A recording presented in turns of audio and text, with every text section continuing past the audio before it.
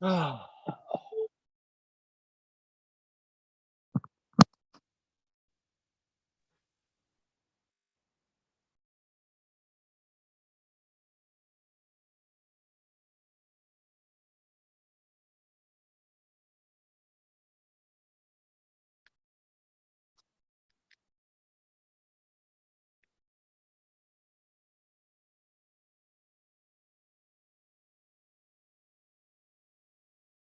Ready? Okay.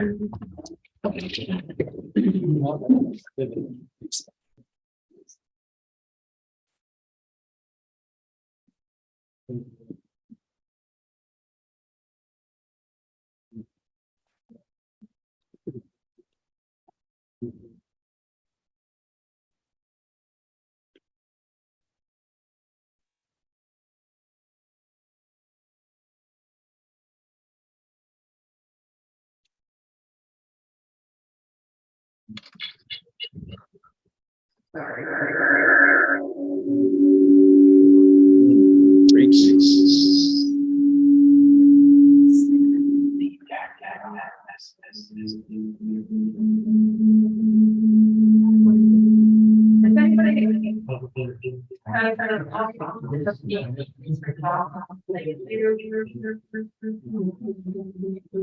you need to mute one of the cameras there. It's the YouTube.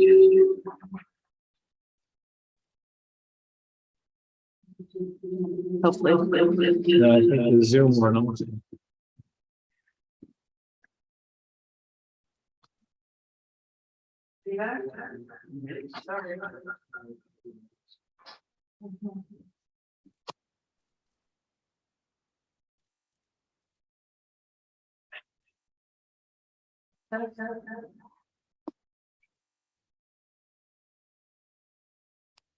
You gotta mute the computer itself.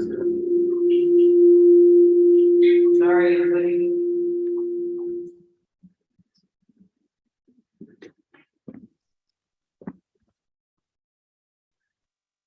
Still don't see It's the.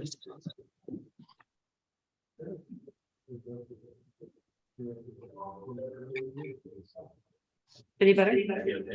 No.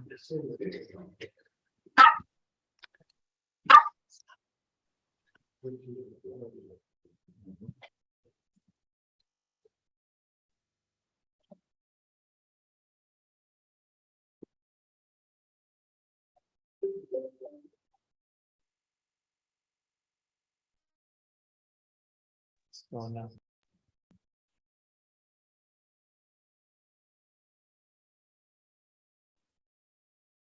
Hello? Let's try that again. All righty. There we go. Thank you for your patience with our technical difficulties. Still don't see the. All right, well, I'll get it to you in a second.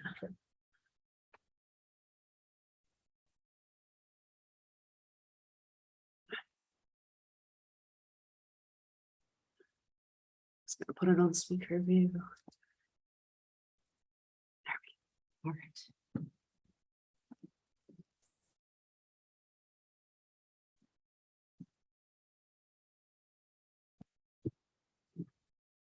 I think the mayor has snapped up.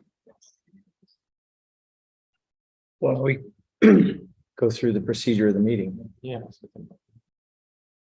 Roll. Yep. Okay. Thank you everyone for attending the Village of New Paltz Planning Board meeting of August 2nd, 2022. We have some administrative business tonight, public comments, public hearing. There will be no public hearings held tonight. And we have application reviews this evening to go through. And yeah, so that's pretty much what we have going on this evening. So with that in mind, we're going to open the meeting here with the approval of the minutes from the 7/19/2022 meeting. Did everyone get a chance and opportunity to read those minutes? Yes. And so may I get a motion to approve the minutes? So moved. May I get a second? Well, I cannot vote on this since I was not present, We but have Zach on mute. Zach? oh, I was just saying I can't vote on this since I wasn't present at the meeting, but Okay. So who else do we have? Do we have Rachel here?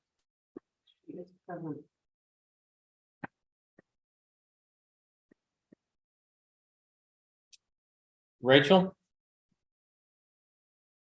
Rachel? Okay, we're going to postpone that for the moment, come back to it a little bit later. Next, we have the updates from our village board, Upshur County Planning Board, or Environmental Planning Board. William Murray, are you here? I am. Good evening, everyone. Thanks for attending. No real updates from the village. And the county planning board met, I think we've met since the last time. So our next meeting is tomorrow night. So no real updates. Very good. All right, so we're going to move on to the public comments. I need a motion to open the public comments. So moved. Second, seconded. all in favor? Aye. But if Aye. it's not a public hearing, you don't need a motion for that. Very good, then we'll just open the public hearing. Autumn, do you have anybody here to speak at the public comments? The mayor was here to say. So we have Mayor Tim who would like to speak, so please, if you would, go right ahead. Hi, can you guys hear me? This is Tim Rogers. So I wanted to make a public comment as both the mayor and a resident on two different topics. So number one, our village board has been talking for some time about how important it is to recognize the various volunteers who serve on our boards and commissions. So I'm here tonight to publicly thank Rich Sudo, Zach Bielecki, Tom Peterson, Rachel Agatka, and Chair John Litton. You guys do incredibly important work. I know that you take your responsibility seriously.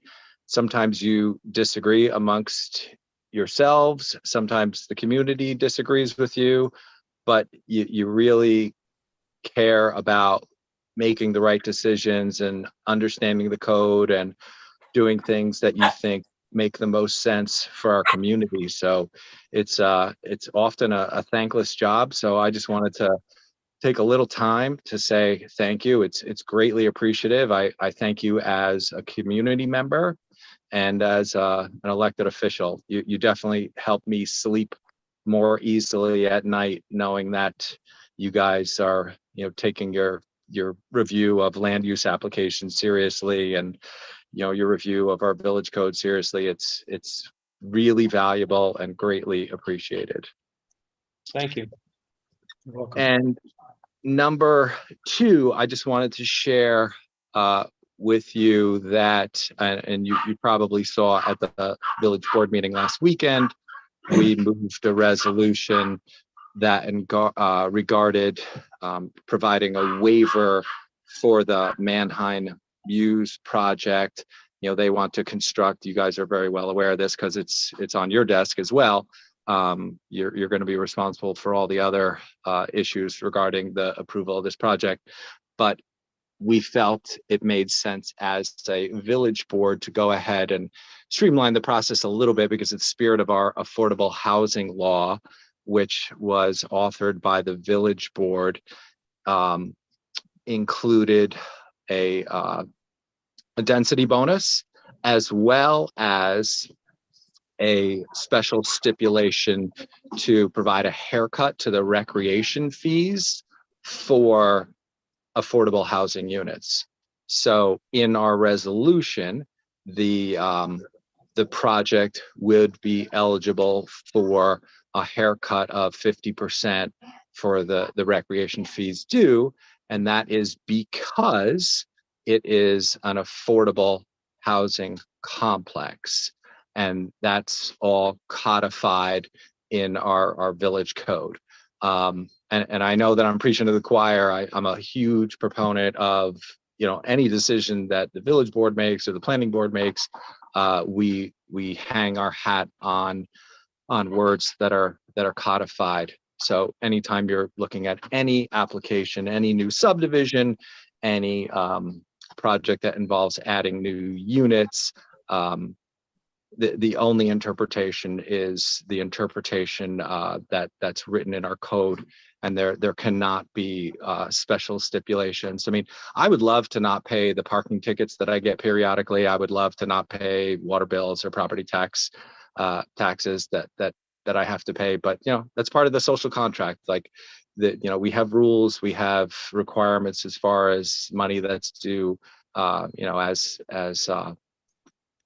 residents of this community, and it's important that we follow the existing rules. So I just wanted to share with you the deliberations that the village board was involved in, the resolution that we passed last week as it relates to that affordable housing complex.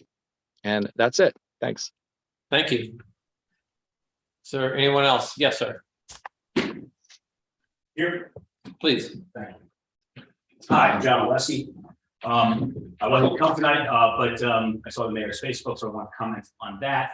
But I was going to leave the vape shop issue alone. I believe I heard comments before the meeting began about not being allowed to not give a approval just because you don't know who the proposed tenant of the vape shop is. I assume that's what the conversation was. I just know this is a special use application. It's not as a right application. And I still haven't kind of gotten from the application materials I've seen, I've gotten no explanation how this is not just a giant tax fraud scheme to steal a bunch of village tax money by selling vape cartridges for the 5 or 6 months where that business will be viable still, as it is at every vape shop in the state right now. As I've said before, legitimate vape shops, they're not a profitable business. They're not a viable business. They cannot survive right now in New York State without selling illegal THC cannabis vape cartridges or cannabis flower. That's what they're doing.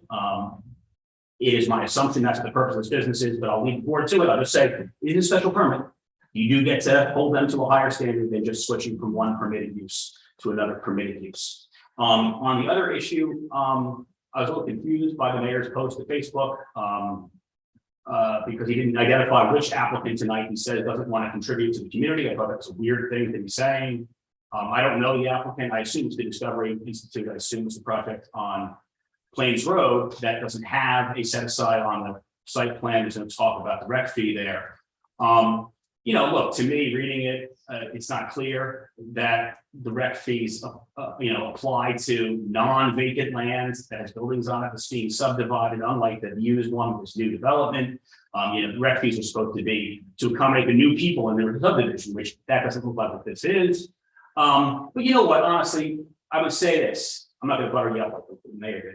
Ask the lawyers, please ask our own lawyers. The mayor's not your lawyer, I'm not your lawyer. Please ask the lawyers what the village code says and what the planning board is supposed to do here, because honestly, whether or not the rec fee situation applies to subdividing non-vacant land, again, I don't know these people. I've never met them. I've never done anybody to discover this. All I know is they're trying to subdivide 2 occupied pieces. And I saw the mayor's post, which was like, hey, we don't want reservations of land, we want money. And that's our policy. And kind of like, smearing these applicants as bad neighbors because they don't want to contribute to our community. And I think that's very unfair. I think it's inappropriate for the mayor to be doing this because actually the law of the village and of the state says that we do want reservations of land first and foremost. And in fact, that's the process by default says that you can have a reservation of land. And it's only if the planning board decides that actually we can't fit a park, we can't fit the open land we need, it doesn't work to have that on this plat, then the planning board independently can make a decision that because of that, we can charge this fee. That's what state law says the village can do. What the mayor is kind of saying is, we want the money in all circumstances, and everyone should know that, and the planning board should know that, and so you should just charge the fee to everybody. Even if they put on there, here's a reservation of land that we're on. And I'm not sure, in fact, I'm pretty sure that's not the law. I'm pretty sure if you read the village code, what it says is that if they put it on there, even if the village board doesn't want to accept it as a park, That's the end of it. And there is no fee if the board doesn't make its independent decision that on the merits, this spot doesn't work for a park in this plot. And all I'm trying to say is, everyone in this community has a right to the law being enforced as the law is written, and not as any one of the people involved in it would like it to be. And this seems to be a case where the mayor wants to see that everyone's going to pay the fee. We're not going to do reservations of land anymore. And it's kind of selfish for people to suggest that, which is kind of, I got the wrong impression. That was the impression I got from the Facebook post. When in fact, what the law says is we presume we do the reservation of land, and the fee in lieu is an exception only if this independent board decides it on the merits of the project, not because the village wants money as policy. So I just thought that was unfair and inappropriate. I'd ask the board to talk with lawyers separately and to not, be influenced by the mayor's view of how it should be. All right, thanks. Thank you. First off, I don't go on Facebook, except in the most rare occasions to check on family matters. So I have no idea of what was written or its intention. As far as the Discovery Institute is concerned, we are in the very initial stages of working through their application after a lengthy period of details that needed to be created and corrected. And so we aren't even to the point of talking about rec fees or any of that nature. And finally, I can appreciate your belief that the individuals will be engaged in a business that is not what they say. Let's leave it at that. I have no validation that is indeed the intention, or that is going to be the activity. After checking both with our attorney and privately on their businesses and where they are and what they're doing, I, along with other board members, have felt comfortable in allowing them to continue along this process. But we do appreciate your comments, and thank you for showing up for that. Thank you, Jason. So now we're going to be moving to the application review. That is the next part of our business this evening. And we will be beginning with an application review of PB 2201 Woodland Pond Circle. Is there anyone here representing Woodland Pond? There Yes, you Michelle Grimolia, the CEO, is here on Zoom, as is Great. Kevin Bernstein, our attorney. Bernstein Counsel. Great, thank you. So we are now, everyone knows the summary of it. You've modified the plan. You are seeking approval of cottages 1 and 3, while continuing to address the stormwater and wetland concerns with cottage 2. And you will be submitting a revised plan for cottage 2 sometime in the future. So at this point, what we need to do is we need to go through our next steps and go through some of the issues. Ashley, do you want to kind of lead us through this? Give to us? That was a question. No, that's to Oh, Ashley, Ashley. our attorney. Okay, I didn't hear you say Ashley, sorry. Sure. So I had drafted a resolution of approval for the board's consideration this evening. Since then, earlier today, you did receive correspondence from the applicant's attorney regarding the question of recreation land, the parkland findings that are included in the proposed resolution of approval. There are certain things that I would just like to clarify in that letter, some things that are incorrect under the law, and some other, I think, factual issues. I'll just go through those quickly. First, before we do that, I would like to address a question that has been posed that I think is really important here. We do have a time period when material that is sent to the board is sent so that we can read it and so that we can then make our decisions based upon that. I believe this memo arrived. When did this memo arrive? 12:30 today. I received it at 12:30 today. What time did this memo arrive? Was it in 11:17. So 11:17, so dropping it around noon for us is, and then asking us to give consideration to the points that are in that, especially when they are complicated and more legal questions. Quite frankly, I think that's a precedent that I don't really want to set for the board, that an applicant can deliver information to us and expect us the same day to act upon it.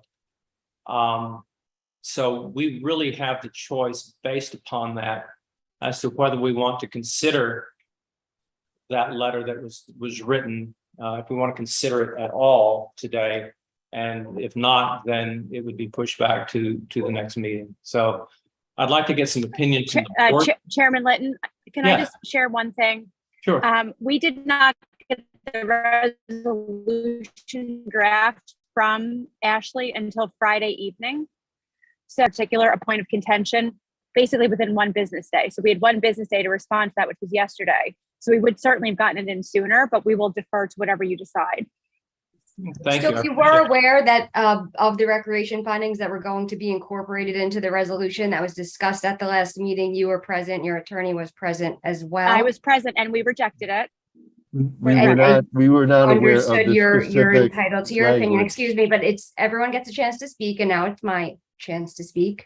And so that's one item. And secondly, we did not get the revised submission from you until the 26th, I believe it was, of this month. So the resolution then took a couple of days from that to finalize based on that submission. So I would just suggest, because we've been subject to a change in the secretary for the planning board and the attorney for the planning board during this application, that maybe the entire submission process and response timing could be tightened up, because it seems like we're frustrated on both sides. You're frustrated with things that applicants are receiving and applicants are frustrated. So it might be something for the planning board to think about in general.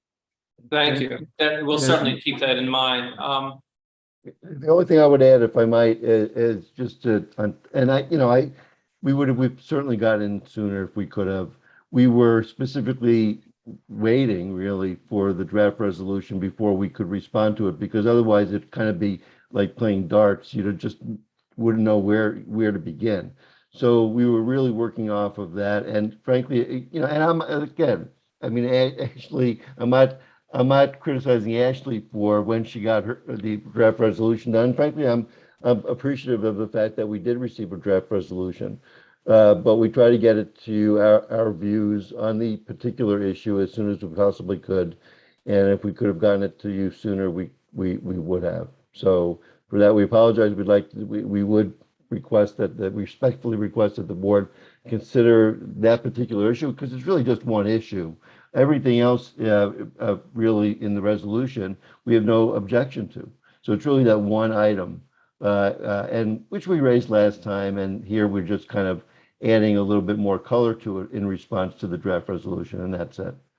I can certainly appreciate that. However, one simple issue and one straightforward issue from you could certainly then set a precedent for someone who had multiple and more complex issues might ask and request for the same thing, and use our willingness to go beyond our standard rules for you in the submission that they make. And I'm really hesitant to do that. Let's get some opinion from the board, simply because this one issue, you're right, it is very clear, it's very straightforward, very simple, and there's a request and a response that could easily be worked through this evening. However, again, I am hesitant to do that because there are other applications that are following you that will have many more pieces of material, and I would hate to see them ask us within a very short period of time under that deadline to give them consideration. So, Mr. Sudo, would you like to weigh in on this? Yeah, I am.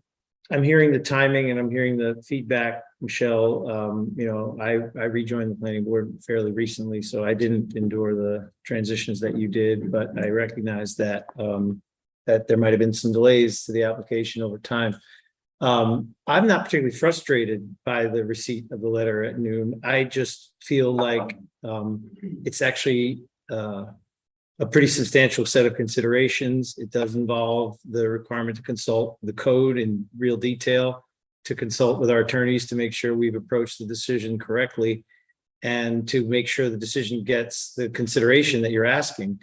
And if we as a planning board, it's our responsibility is to consult the code carefully, consult with our attorneys carefully, and give you the consideration it deserves.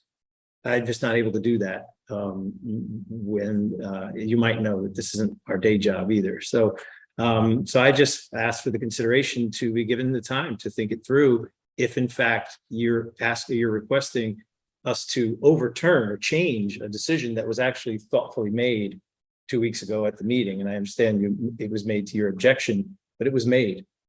So so I was the one who raised the question. I'm also thoughtful about the precedent it sets. I mean, there is a protocol for the way we consider information and when it's received. But as much as anything, I just don't feel prepared to be able to make a new decision about something that's been decided with information that was received so recently. Zach, do you Okay, so have if I may, just Michelle, you're breaking up. I'm just wondering what you both referenced. I'm sorry, I'm just wondering what the submission deadlines are. The submission deadline is 3 weeks in advance of a meeting if you're a new applicant, and 1 week in advance of the meeting if you are an active applicant. Okay, so that's what you're trying to rein everybody into. Okay, That's what it's so we got always the been. resolution Friday. Okay, The submission, and that's not really, I mean, I wouldn't consider this a submission like what Ashley talked about before, the application documents. I think you mentioned July 26th, which was a week ago, I think. So that sounds about right in terms of meeting that deadline. This was simply in response to the language in the draft resolution, including this condition. We understand that we had a discussion about this issue last time. But it didn't become concrete. And we frankly didn't know whether or not the draft resolution that Ashley would prepare for the board's consideration would include the language that it does. So until we saw that, we didn't know that that's how the language would be portrayed. So that's really all we did. All we did was react to that. It's really not a submission in the general sense like what was submitted on July 26th. So it really doesn't fall into either of the categories, the 3-week or 1-week category that you just described. This is a little unusual, I would admit, but this is really in response to that resolution. And, I mean, we could talk, I mean, I would prefer to talk about, facts and what the site actually does offer in the nature of recreational opportunities for its residents.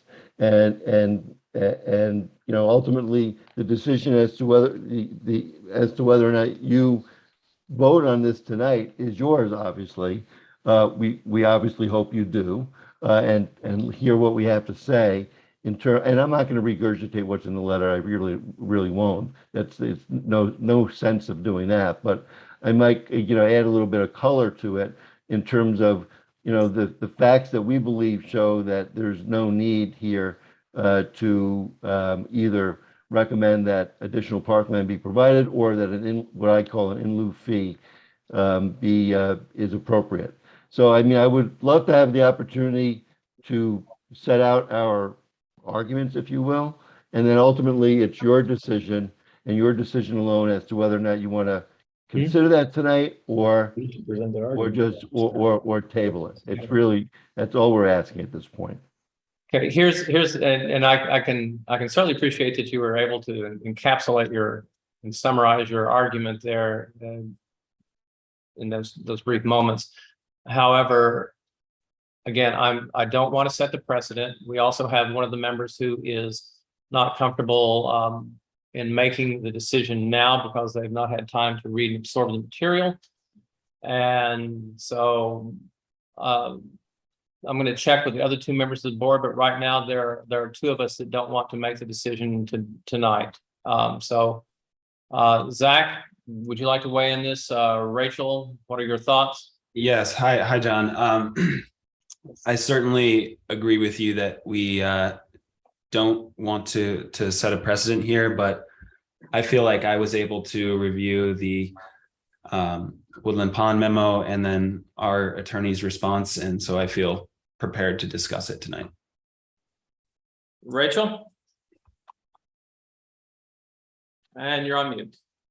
Okay, so I have a slightly different take on this because I really feel like the rec fee is about the community, right?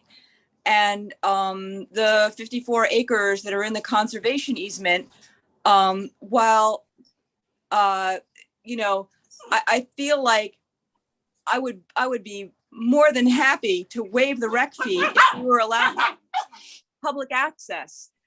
And if it could be part of the greater. Rachel, I think right now the question is just whether you're prepared to discuss this tonight or you feel like you need more time to prepare. I see.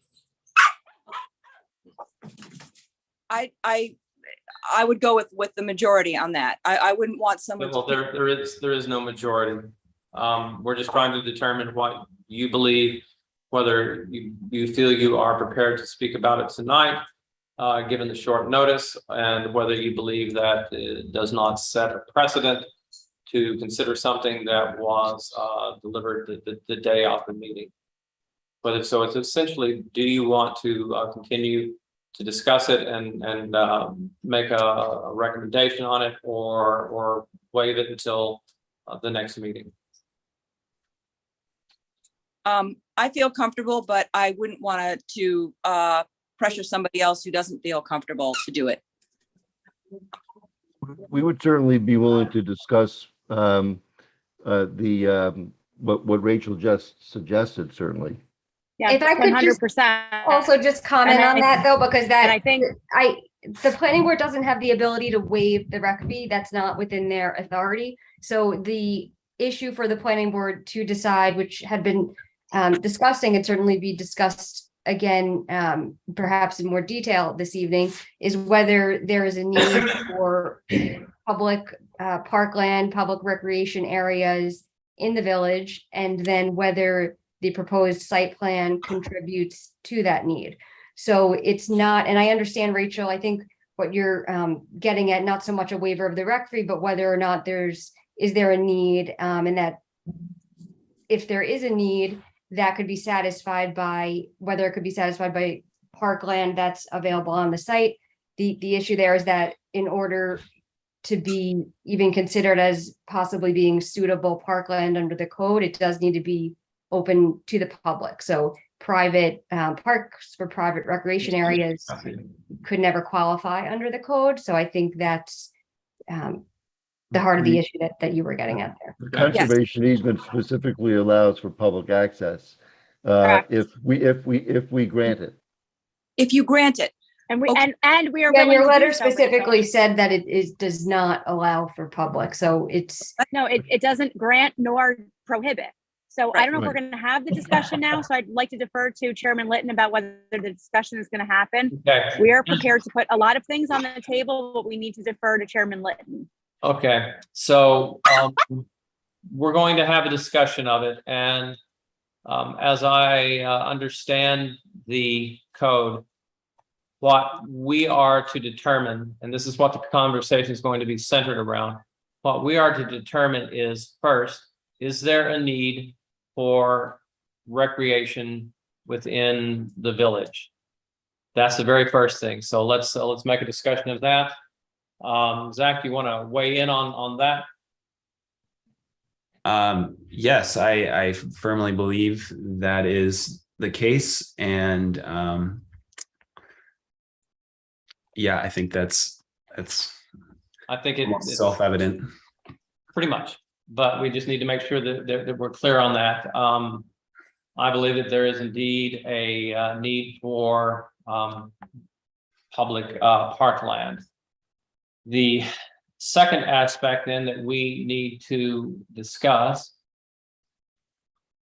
is, Well, and while you were on that one issue, I know, I believe in the letter, the applicant did bring up the recreation fee law that was adopted in 2018. So I think it's definitely relevant to this board's consideration that law in its specific findings and purpose section did itself find that there is a need. I think it actually said a critical need for parkland and recreation, something of that nature. And it would also be appropriate for the board to consider the comprehensive plan in the village and how the plan provides for recreation, parkland needs, and what the goals of the comprehensive plan are as well. that's the plan from 2018, correct? The law was from 2018. The comp plan, I believe, was 2020? in the, No, earlier. than that. Earlier I than think that? it was in the 90s, I believe. 1994. 99, okay. That's the original. So just to clarify our letter, I don't think we stated in a really general sense that there's no need for public park plans in the village. I think what we're saying is that as a result of this site plan, there's no additional need for public parklands. I think there's a distinction between the two. We're not, you know, as a general sense, I know that it's, as the mayor said earlier, I think that from the community perspective, it's important to make sure that there's sufficient parklands for the residents of the community. All we're saying simply is that as a result of this site plan, given the already existing recreational opportunities on the site, including the conservation easement, that no additional parkland designation and or in lieu fee is required as a result of what's already being provided as a result of this site plan. So I think that there's a distinction between the two. Well, we've already made a decision earlier that there is a need for parkland within the village, and that this site plan not being able to provide for parkland, and we felt that the site plan requires that the units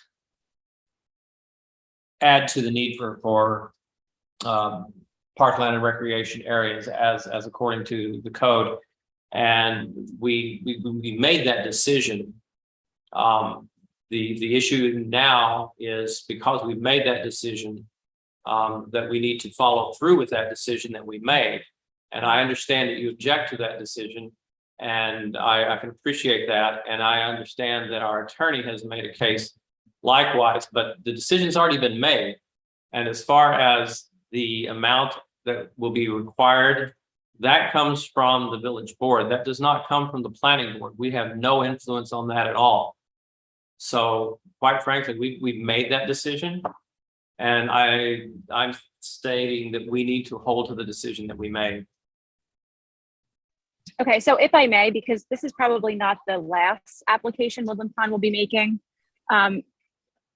is there criteria that dictates a need for public parkland? Because certainly the parks are not full. Certainly we are willing to put conservation space on the table available for public use, 54 to 56 acres. So when the planning board says, yes, there's a need, what are the criteria that are used for that? Because we're going to have to think about this going forward. Is it because the mayor wants more parkland, or is it because there's an actual need for it? Or what are those criteria? Actually, I'm going to let you handle this, but basically the criteria is for us to decide whether there is a need by the addition of population to the population of the village of New Paltz, and that by adding to the population, is there a resulting need for increased parkland or recreation areas and facilities? And it's our belief that there is based upon that. Yeah. John, if I could, So it's really- the code also, just if I could add, the code also contemplates future need for parkland, not just immediate need. And, you may know that some of the projects that happened fairly recently in this village were done, including the new park at Hasbrook. We're done with the funds from the recreation fees. So I think that, maybe Ashley can explain a little more specifically about the next time that this village might make some sort of formal assessment of the need, but the need is considered great now, and there's a future projection included in the code as well.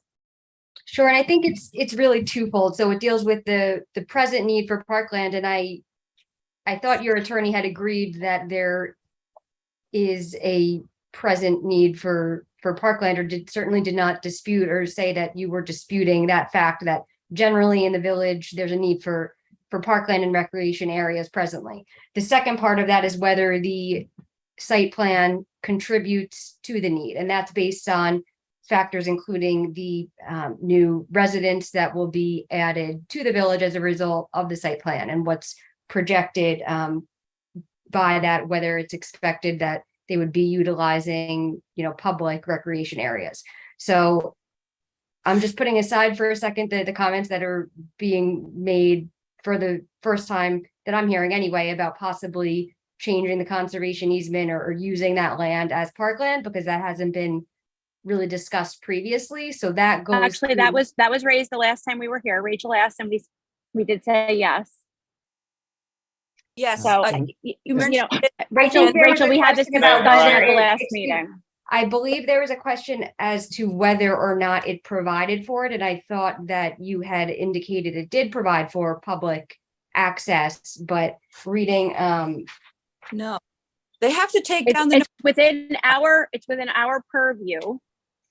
So it neither allows for nor denies access to the public land. This is within our purview, and we are So in order open to to public go- access. I and think in order to be public parkland under the state and village code for purposes of this section, it's not that it could be within your purview, it has to be actual public parkland. So and you could, the board can correct me if I'm wrong, but I don't recall, and I'm just trying to look for the spot in your letter, if you could just bear with me for 1 second, but it did, yeah, the conservation easement does So, not well, automatically make the Ashley, while you're land looking for that, subject to the public. I'm reading, I found it now. It says the conservation easement does not automatically make the land subject to the easement available to the public. So I'm saying correct, now it doesn't you're. automatically make it.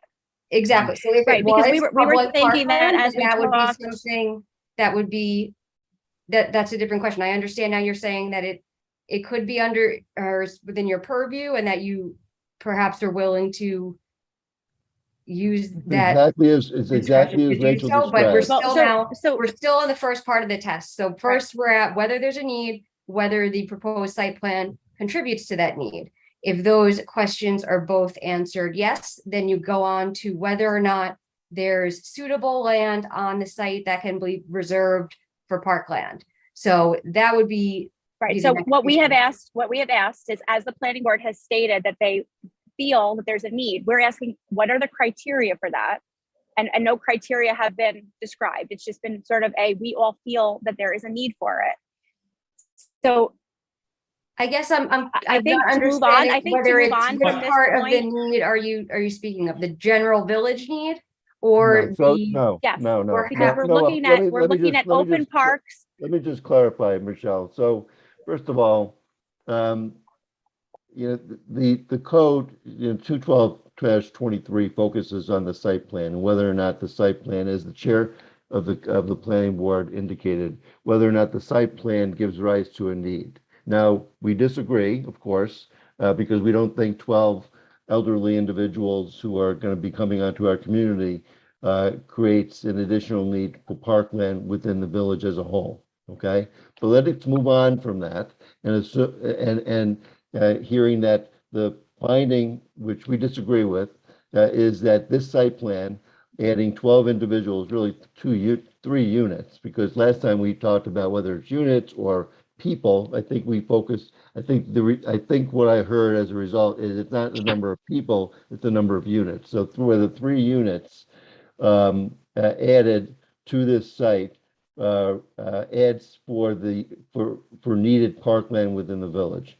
The planning board, as I hear it, has concluded that the answer to that question is yes. Okay, then beyond that, the code then says, okay, look at the site to see whether or not the site can provide, and not just, the word parkland is not the only words used. It says contain public parkland or recreational facilities suitably located thereon. So what we're saying is, we would agree that if the conclusion of the board in this resolution is that this site gives rise as a result of 3 additional units to the need for public parkland, that the conservation easement provides the recreational facilities on the site that satisfies that need. And that's really, simply stated, that's the crux of what we're arguing, without getting Okay. into all the details of the letter. All right. So just a couple of Okay, things, wait, because I excuse do me. want to point out that there is criteria that the village addresses, and one of them, although it's based on residential units, that's you figure whether the unit itself gives the rise. Of course, the amount of potential residents that would be accommodated by the units is something that considers. So if it was a single family home, you consider, typical size of a family. Here, you'd indicated that I think the 12 residents would be anticipated Well, for elderly unit, residents, I so- might add. Well, there's nothing in, excuse me, there's nothing in the code that states about the age or whether they're elderly or not. I understand, but There is I'm nothing in the simply, code about whether they're elderly or not. I So, don't wait, disagree, but wait, please. We've had a great discussion here, a very robust discussion, but we made a decision, and I'm sticking to that decision. If you have a difficulty with that decision, then you can take up whether your contribution of the wetlands will work in lieu of the funds and payments that are required. But from my standpoint, we have made a decision, and we need to stick with the decision that we made. If you have a disagreement with it, I can greatly appreciate it. And you can bring that to the village board and talk about what needs to be negotiated so that perhaps you do not have to have the payment in lieu of the parkland by opening up that parkland. But that is a discussion for you to have with them. That's not a discussion for you to have with us. And I think that we have reached the end of this discussion for tonight. So John, if I can, just on that one piece, because if this is a new piece now with whether the next point of your analysis and whether there could be suitable parkland located on the site. So right now, currently the easement is private, or there's no public access allowed. It's within their purview, but it's not currently allowed.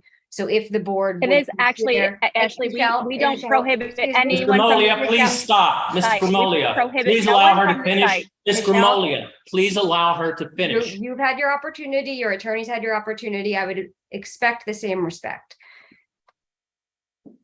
Again, dealing with this new question of whether or not the board would find this conservation easement area or a portion of it suitable parkland under those objective criteria that are set forth in the code as far as the size, the location, where it is within the village, whether there's a need in that area, that type of analysis. So if that's something the board wants to consider this evening, you could certainly discuss that, because that would be something that you consider before going on to the actual, to deciding that, no, it's not suitable, and that's why you require the fee in lieu. what we would request. Thank you, Ashley. Could I just make one comment? I feel like this is it's a unique opportunity. It's an absolutely beautiful pond. It's 54 acres and it's adjacent to a park that's already established. It would be a beautiful addition to the Millbrook Preserve. If it were possible, I think it would be great. I don't work out the details.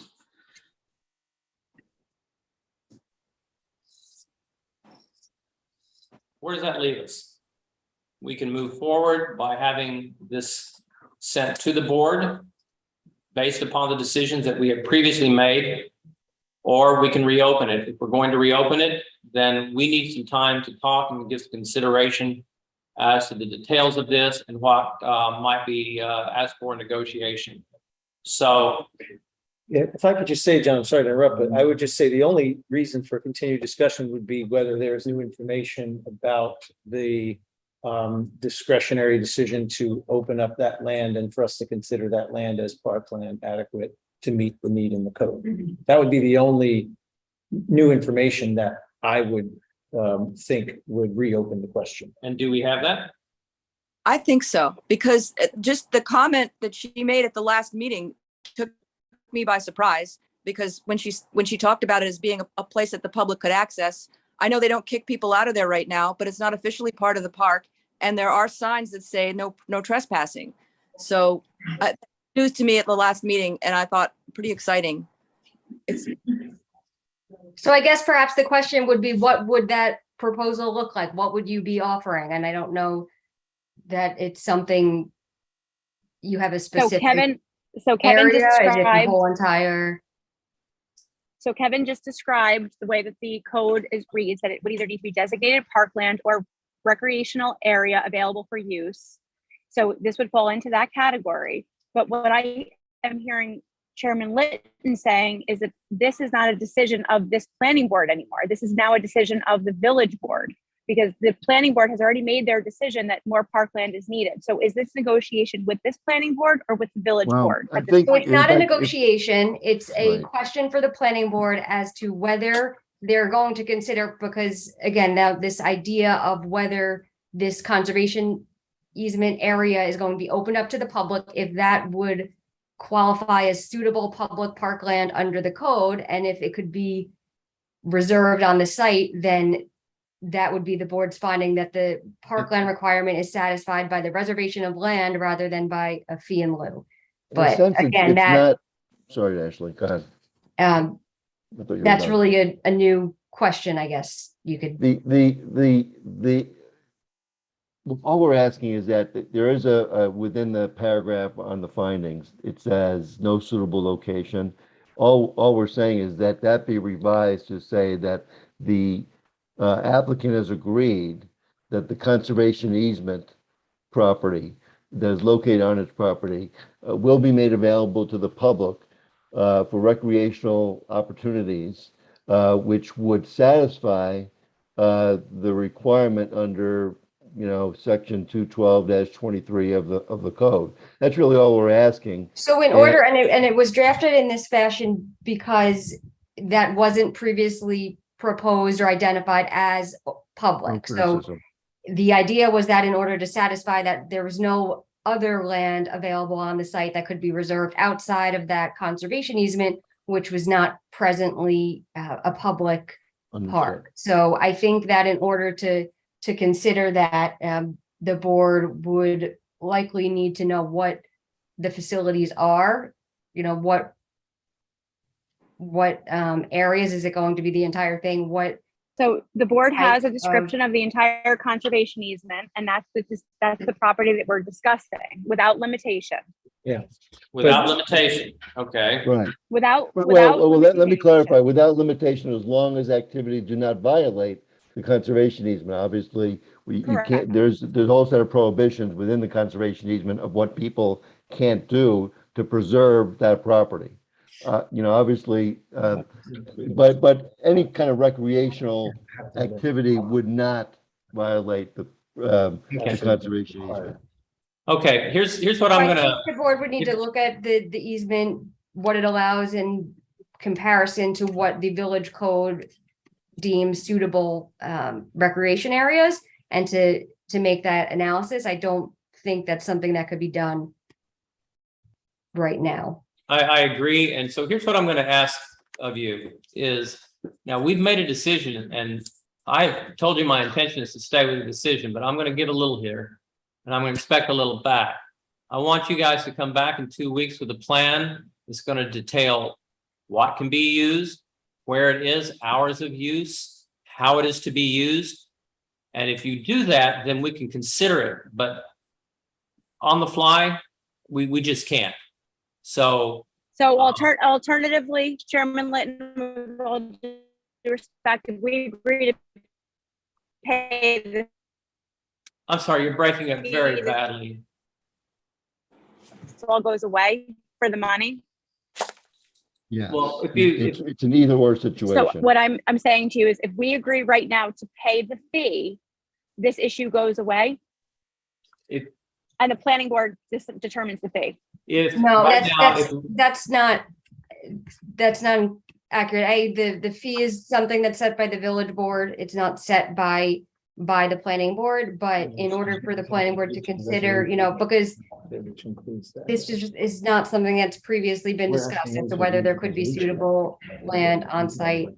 You've asked the planning board to consider that. I think now they're able to consider whether that's suitable. Okay, if we created a resolution already that we've agreed to, that is going to be passed to the board by virtue of a vote tonight. Which states so far that there is a need and that the need cannot be satisfied on the current site plan. And so there is a decision that it would then be passed to the Village of New Paltz Board of Trustees to determine a fee in lieu of the parkland itself. That's where we're at. If you want. Okay, to- so- Hold on, please. So- Well, just a minute, please. If you want to have us consider, and if you are offering to present the conservation easement area as part of that program, so that then we would consider that as satisfying the need as opposed to the payment in lieu of that satisfaction, then I'm going to request that you put together a plan and come back to us so that we can have a more detailed discussion about what that would involve, so that we can see if it would indeed satisfy what we are looking for. Okay, That's so kind of the, given that, Chairman Litton, given that and the enormous delays that we've encountered because of personnel changes and all kinds of issues, and the fact that we can't continue to carry this on, we're just going to accept the resolution as it's written, and we will accept the parkland fee, and we will deal with it secondarily after the fact. So if you would please bring this to a vote as is, we would appreciate it, because we can't continue to take these delays. And there's just criteria seem like they keep changing, and we can't, our project has been delayed since February. So we want to get this moving forward, please. okay. So That's fine.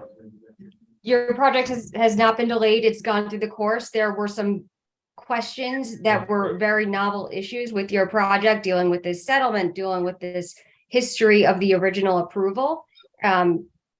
It's up to the board. I think that you asked the board to consider this factor, and now the board can consider that. I think if the board wants to still pursue this reservation on site, you have the ability as a board to do so, unless you're saying you're no longer going to be willing to open that up. I think- We can't continue with the delays, Ashley. Yeah, I think that's all she's saying. We need to move forward. Okay, that's fine. Yeah. So then. what we're Just gonna for the need record, then you're is- waiving, so everything that's in your letter, I think. No, we're not waiving anything. We're reserving all of our rights. And Right. we're simply saying that.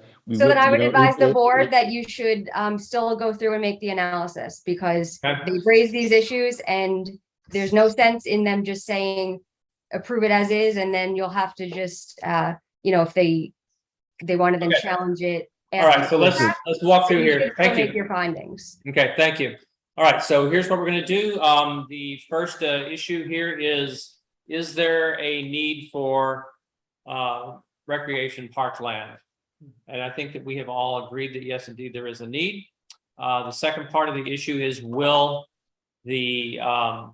does the site plan have the capacity, or will they be able to provide the necessary area for the recreation area? And we've heard that no, they are not going to be, they won't do, it's not going to happen.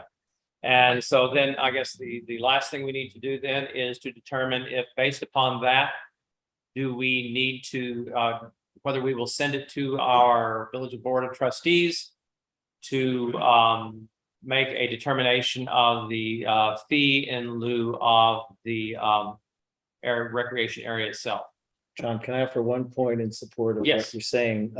The step in between is there a need and will the plan meet that need is whether the new residential, the new occupants of these sites will contribute to a future and or current need. And we've talked about the idea that it's likely to be 6 residents of the community. You know, we've looked at this in the context of residential homes and other subdivisions.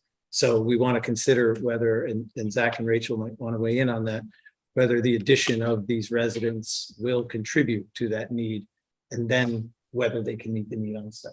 Okay, Yeah. please, go ahead. One thing that I haven't heard mentioned in this meeting is that I don't believe it's just the residents that are contributing to the need. I think there will be family members, visitors, you know, kids that are also going to be visiting and, you know, looking for things to do in New Paltz and recreation areas. Okay, Thanks for that, Zach. It was actually one of the things mentioned. I appreciate you doubling down on it.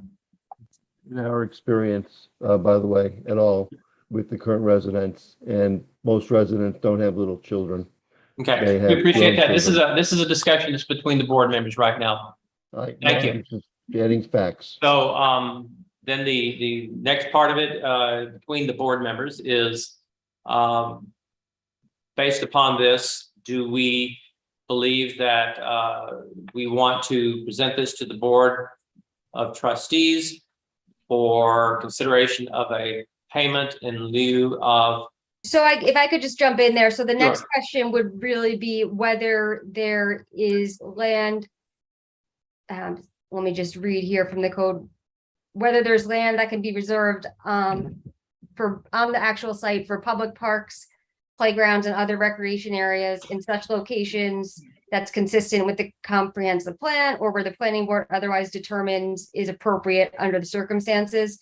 There are specifics as far as the size, dimension, topography Mhm. of what would qualify as suitable. The minimum would be 1,300 square feet for new residential units, and the park or playground or recreation area would have to be at least a half acre. So it's whether there can be reserved on site. I think this is presently, is my understanding of the conservation easement, is that it's not open to the public. So it would have to be some suitable area outside of the recreation area, as the applicant's no longer willing tonight to discuss the ability to open that land up to the public. And the 1,300 square feet per unit, that's something different than the common usable outdoor space that's required under your special use permit standards. That's a completely different requirement, and this is a requirement again for public parkland. So whether there's suitable land on site under those standards. Okay, There's a beaver pond, a big, beautiful beaver pond. And paths going around it. Rachel, it's off the table. It's off the table now. We need to get a decision tonight because we can't keep going through all these new Right. analyses every Thank you. time. So please Thank just you. treat it as if thank you, thank you. Unfortunately, so- Rachel. Thank you. So we've had that discussion, and so actually, what is the next piece of the requirements? So what was is your finding that there's no, There's There's not not. according to what's currently No. proposed to the board. No, there's. And Zach and may have something more to say. Yeah, I agree. Looking at the site plan, I just don't see that being possible. Okay. I agree. May I ask whether or not the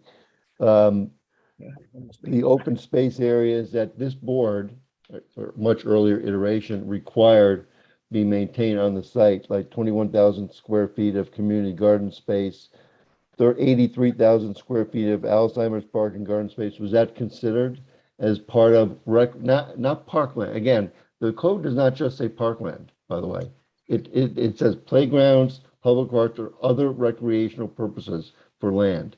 So Correct. it's a misnomer to just focus on the word parkland, because there are other things to which property on a site can be dedicated for those residents, for And then- recreational But is purposes. that- and is that Kevin, open I to the, agree, and I was, in the discussions about parkland, it was referring to all of those elements just to shorten it and not read them all out each time, but it refers to those parkland, playgrounds, recreation areas that are covered. And again, the question for that would be, it's not currently open to the public, so those are still private areas. If it was going, it has to be a public park, public playground, or public recreation area in order to meet that requirement under the code. So that then circles back to the issue that we're told is off the table. Okay. And Any further considerations that through other members of the board? No? No, not for me. Okay, so we've satisfied that. Ashley, why don't you lead us to the third point, please? so if there's not suitable land on the site for public park or playground or recreation area, then you would be waiving the requirement to show it on the site in exchange for the applicant to pay a fee in lieu of parkland, which is in an amount set by the Board of Trustees. So shall we take a motion on that? So it's incorporated into the draft resolution. Okay. So if nothing's changed from what's in that Right. portion of the resolution, then it could just be accomplished when you go through the resolution and vote on that. Very good. Question about one of the general conditions, general condition 5. I mean, our intent would be to get before the village board as soon as possible. I don't know what their schedule is, but our intent as well simultaneously would be to get plans to the building inspector as soon as possible. And I'm not sure whether condition 5 would allow him to sign off on those building plans until we have a fee determination. And we'd like to move forward with getting those building plans signed by the building inspector while we have these discussions with the village board, which, may take more than a meeting. And, so it's really just a question of clarification more than anything else.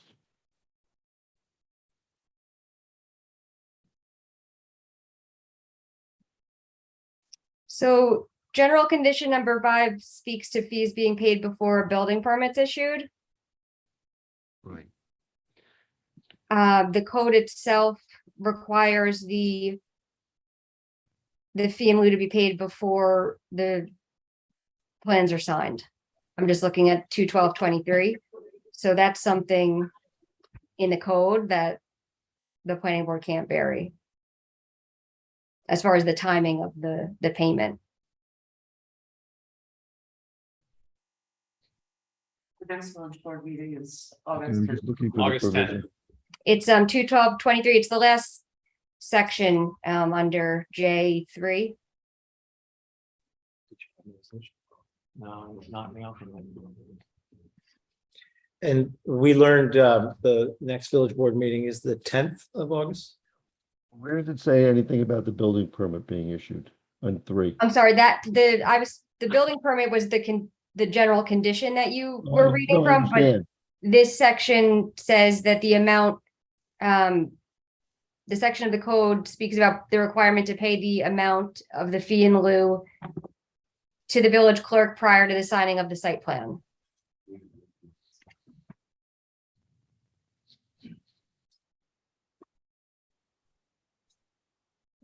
So, I mean, you could still, I think, submit your plans to the building department to start their review, but nothing could be signed until that issue. In the section? It's I'm not finding it. I'm sorry. in the village code section? Yeah. Sure, so it's 2/12/23 J3, it's the last paragraph. Right. It is kind of in the middle of the paragraph. Let me count what sentence. Give me a second. 1. I think it's the third sentence. The amount of such payment shall be set annually by resolution of the Board of Trustees and must be Right. paid to the village clerk prior to the signing of the plan.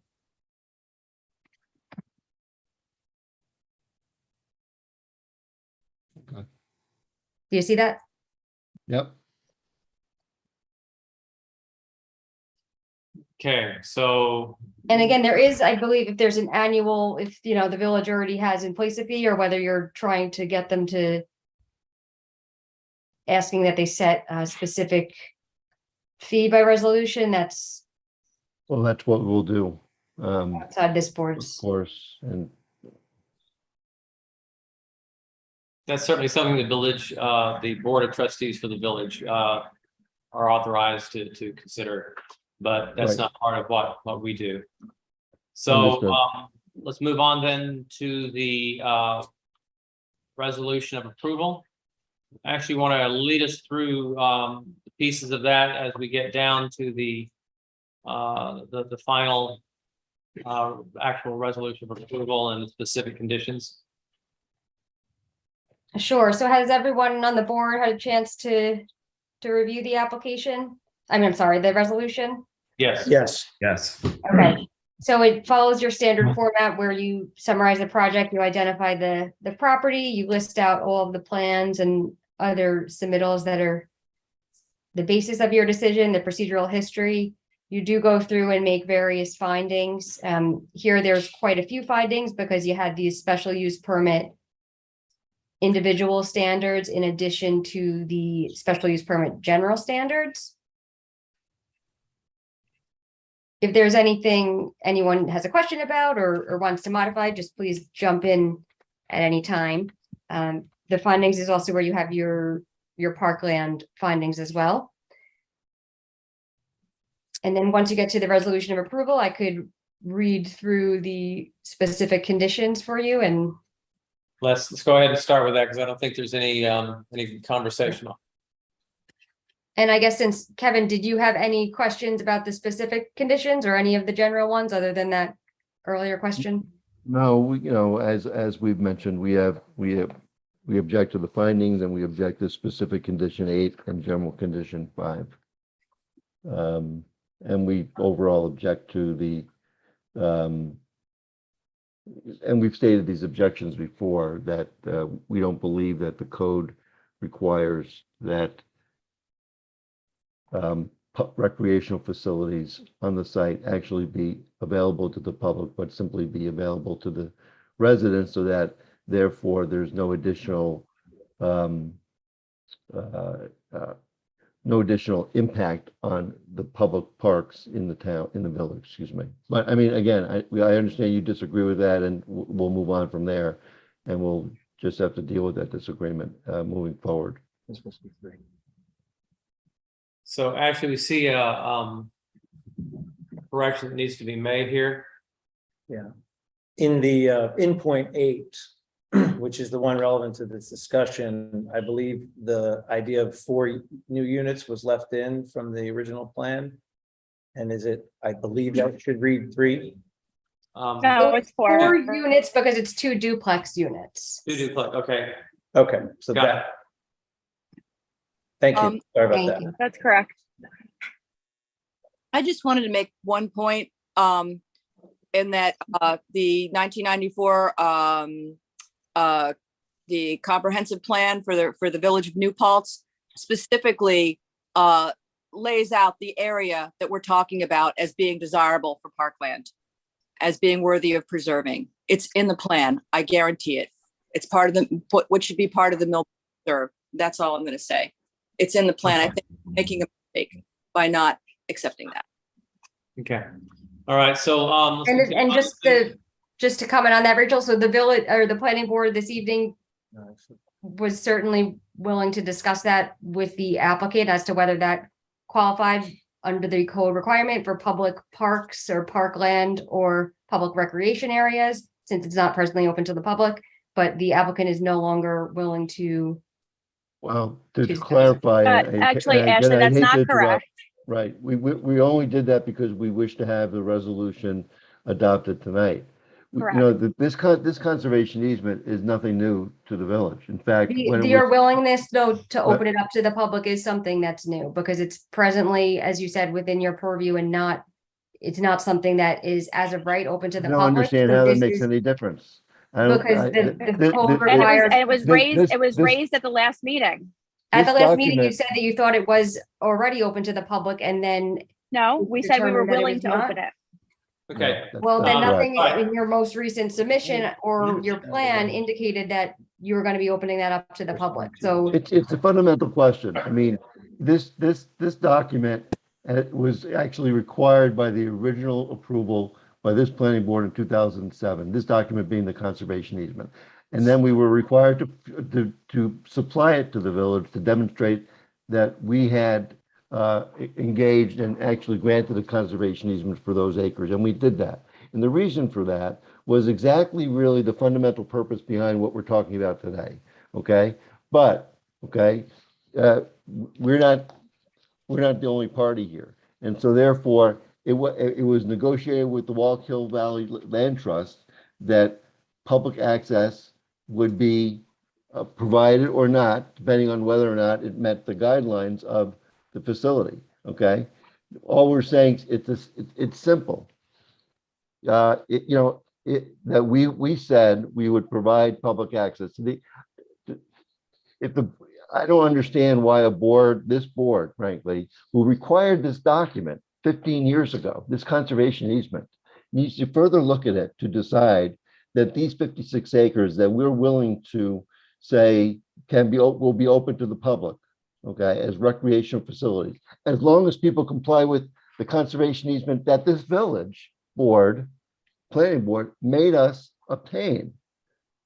I don't understand why that is, to me, it's not a giant leap, frankly, to reach that conclusion, and really requires no further study. It boggles my mind that something that this village planning board, this board required, and I went to every village planning board like 15 years ago, and I sat through that, and we did it, and we did it in a way that was responsible and allowed public access. And now is the opportunity. Now is this board's opportunity. This board has the opportunity, as Rachel mentioned, to conclude that the requirement, the parkland requirement and recreational parkland requirement that was actually adopted several years after can satisfy that goal.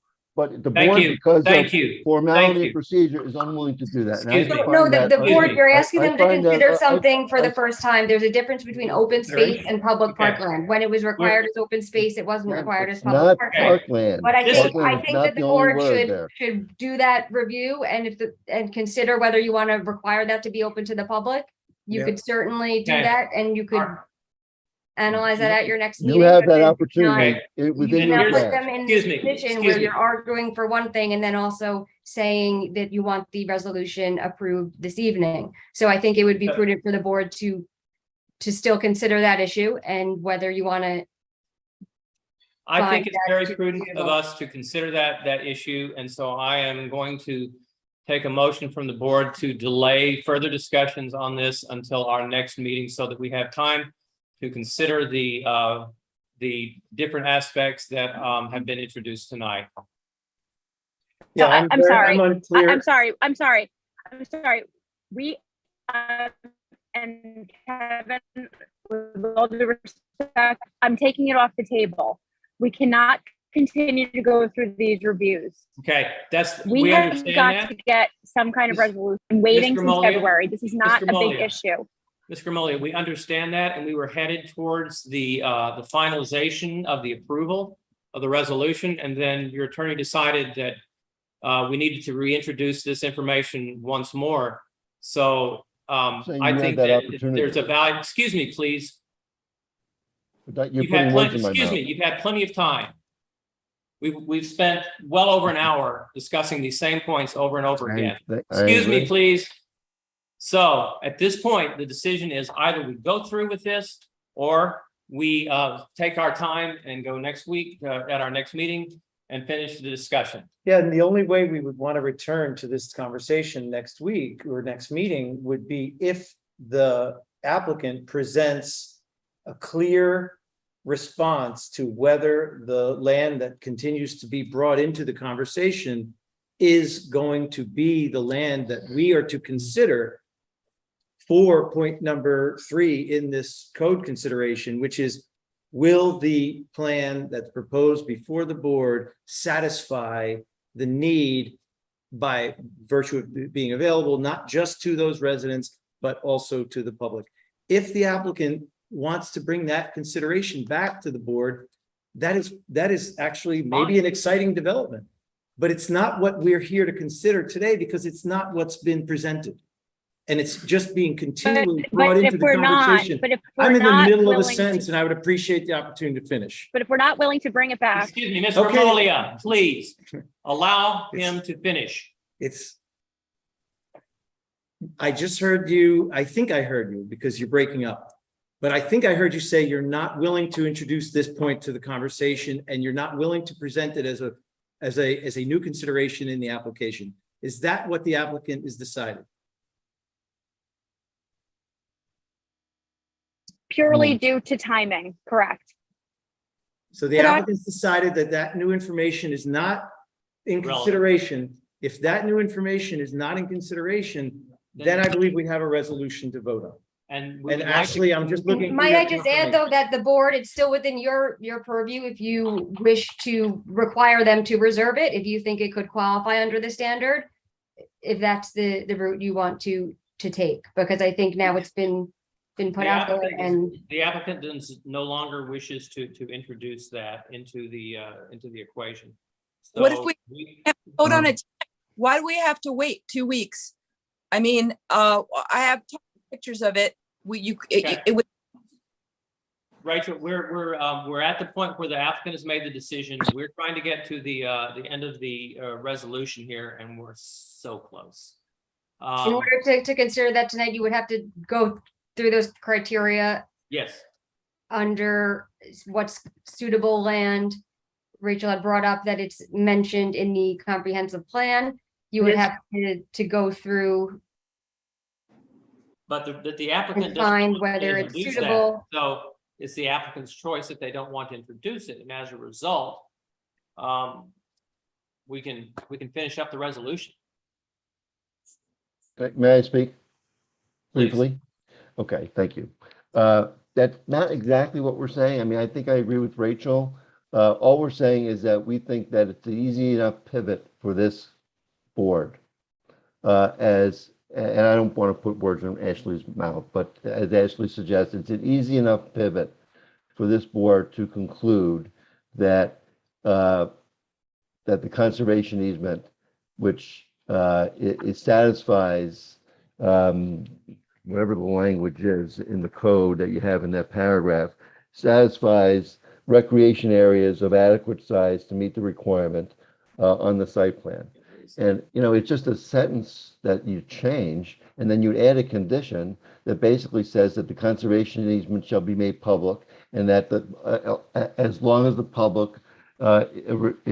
complies with the conservation easement. And I'm sure you want that to be the case anyway, because you don't want people riding four-wheelers on the property. You don't want people spilling pesticides on the property. These are prohibited acts under the conservation easement. All we're saying is that it's an easy enough pivot, if this board wished to do so, to do it that way. If Mr. it's not, Bernstein, may I, yes. I have to interrupt. absolutely, Okay. absolutely. So first of all, it is not an easy enough pivot.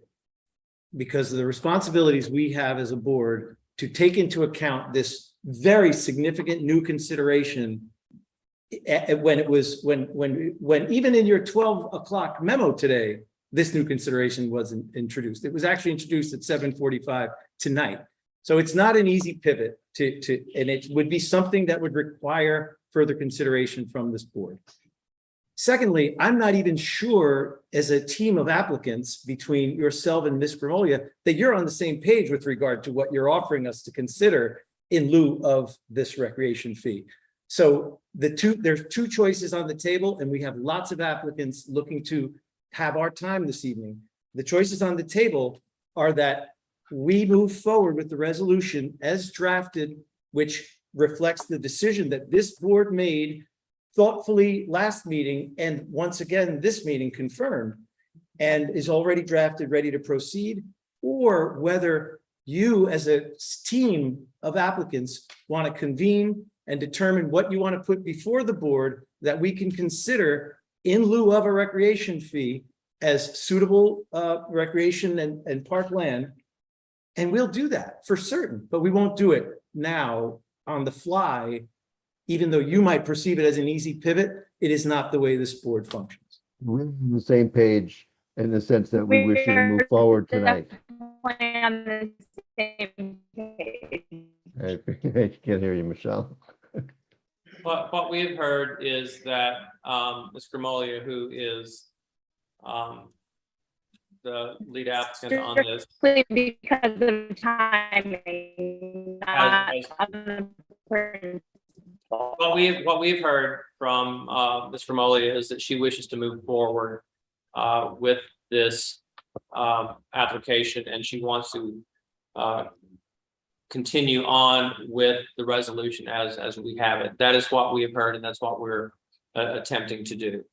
So, with that in mind, unless there is a reason why we may want to discuss the alternative, which will have to be done at the next meeting. If there's no reason to discuss the alternatives, then let's continue on and get to the bottom of the resolution. So Ashley, would you please continue?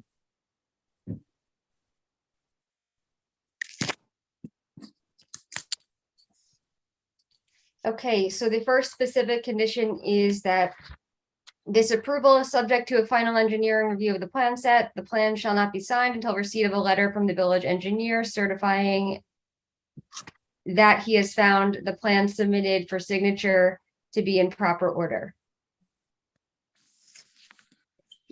And I corrected a typo there. There was an extra word that I just deleted. Number 2, prior to the issuance of a building permit, the applicant shall incorporate design elements to meet the New York Stretch Code and provide infrastructure necessary to develop electric vehicle charging stations. Number 3, the occupancy for the new cottages shall be limited to persons who are 55 years of age or over, and the applicant, unless otherwise permitted under the village code. Unless otherwise permitted under the village code, and the applicant shall file all documentation and reports certifying compliance with the age requirements with the building inspector as required by village code section 212-41 subsection K4. Number 4, maintenance and upkeep of the senior citizen development is an ongoing obligation of the owner.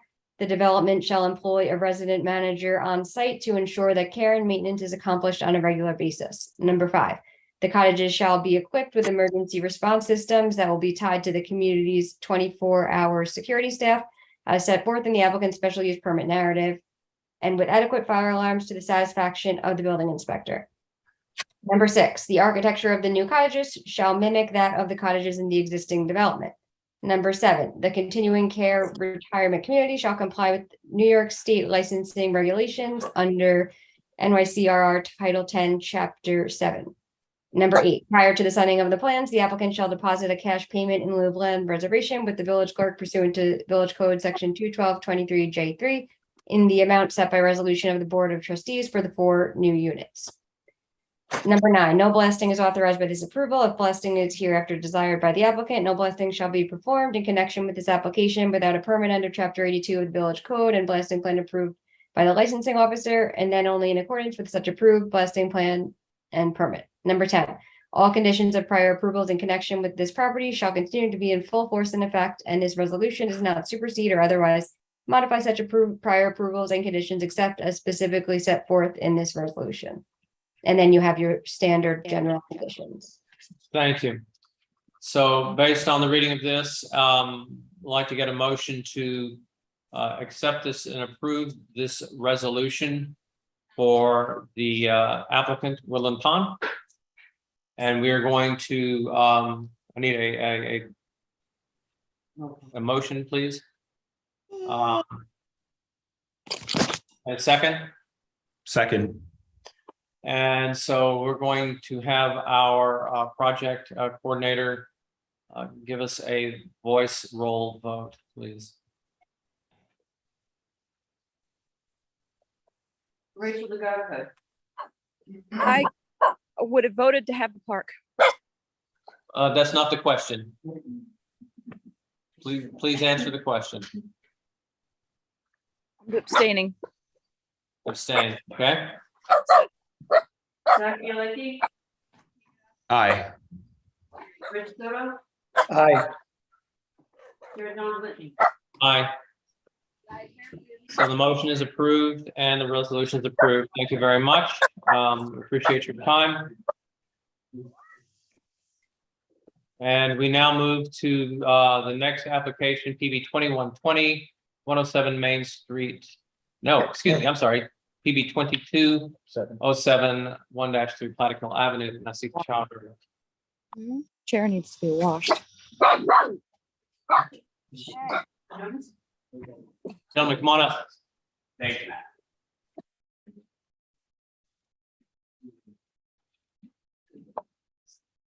Hello, everyone. Good evening. Thank you, Chairman, members of the board. My name is Joseph Benuta. I'm the architect of Benuta Architecture. I have with me, Steve Chowdhury, who's the applicant. And we're here to discuss the final resolution and hopefully you'll approve us. Okay. So there are a few questions that we still have that remain. At one point, we understood there to be issues, and our attorney can certainly give us a hand on this. There were issues related to the county restrictions on smoke shops. Was that resolved? Yes. And how was it resolved? We will just on the back. Yes. Hello. Can you hear my voice? Sorry, Yes. that's Mr. Gerald Jacobowitz. He's the attorney for the Yes. applicant.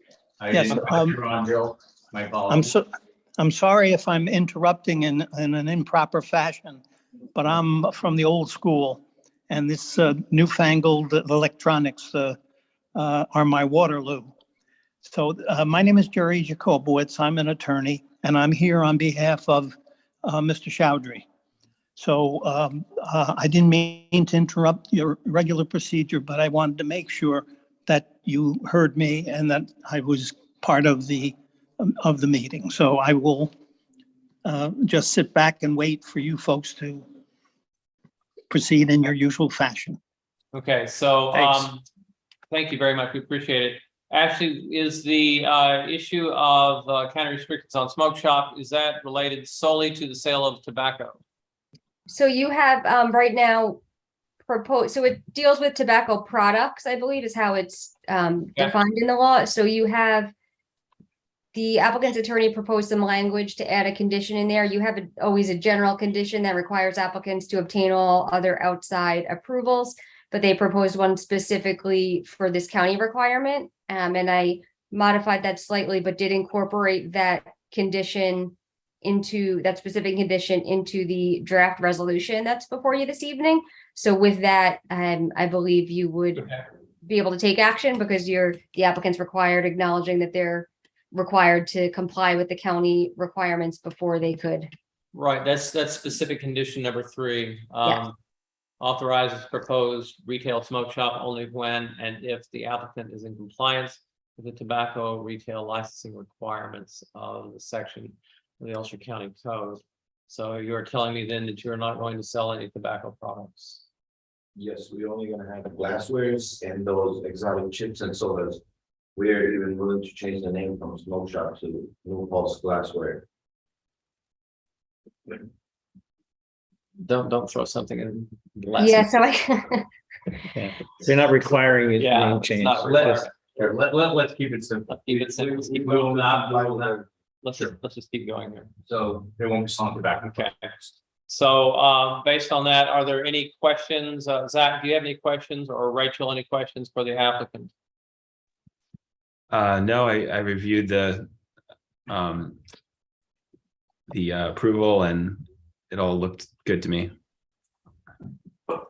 Okay, Rachel, do you have any comments or anything you'd like to add to this? No issues. Okay, thank you very much.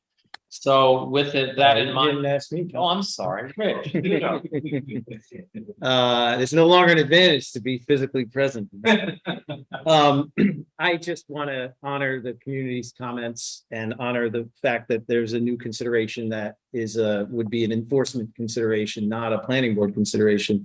And I just want to make sure that you're reminded that, there's been comments related to the idea that that without any evidence, obviously, that shops like yours might try to open in order to do something other than what they're authorized to do and sell. And I just want to let you know that that's not our issue, but it certainly is an enforcement question that you'd want to be thoughtful about and adhere to. It's not our obligation to tell you this, but it's our obligation to the community to just hold up what's been shared and just let you know that that's something that you really want to be thoughtful about in operating your business in our village. 100%. Thank you. And just another comment on that as well, Rich, I think it was brought up as far as the viability of the business. That's also something that, you know, the planning board doesn't dictate what may or may not be a good business decision. That's of course on the individual. Thank you. So with that in mind, then I think we're going to move to the resolution of approval of special use permit for Nassif Chowdhury with the application number PB 2207. And actually, when we get down to the specifics, you can certainly go through those, but this covers some very basic I think they need- such as identification of plans and submittals, talks about the procedural history, the various findings, including the village code 21204A is inapplicable as a property is not located in a residential district. Location, size, and use, and nature, intensity, operations involved are such that it will be in harmony with the appropriate and orderly development of the B2 district. And it goes through a number of these very specific items, and also touching on things such as parking that you'll have to navigate. And then finally, we come to the resolution of approval. And actually, if you would just lead us through this last bit of the specific and general conditions. Sure. So there's 3 specific conditions proposed. Number 1, prior to the signing of the plan, the applicant shall revise the description of the sign on the front elevation drawing to delete the reference to the sign being internally illuminated.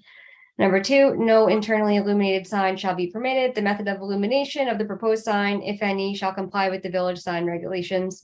Number 3, this resolution authorizes the proposed retail smoke shop only when and if the applicant is in compliance with the tobacco retail licensing requirements of section 301-11 of the Ulster County Code and all other applicable county, state, and local requirements. And then you have your standard general conditions.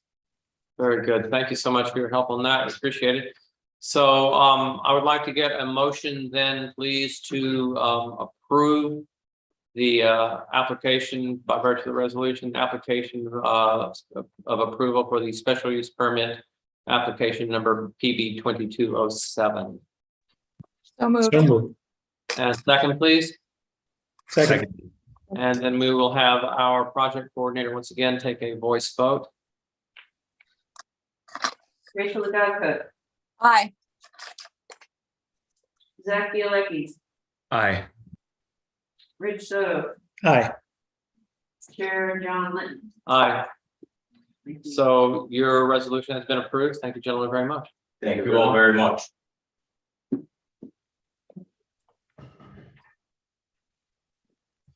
Next, we have PB 2120, 107 Main Street, the Lemon Squeeze. I believe they are showing me a Zoom. Are they here via Zoom? They Okay. should be here then.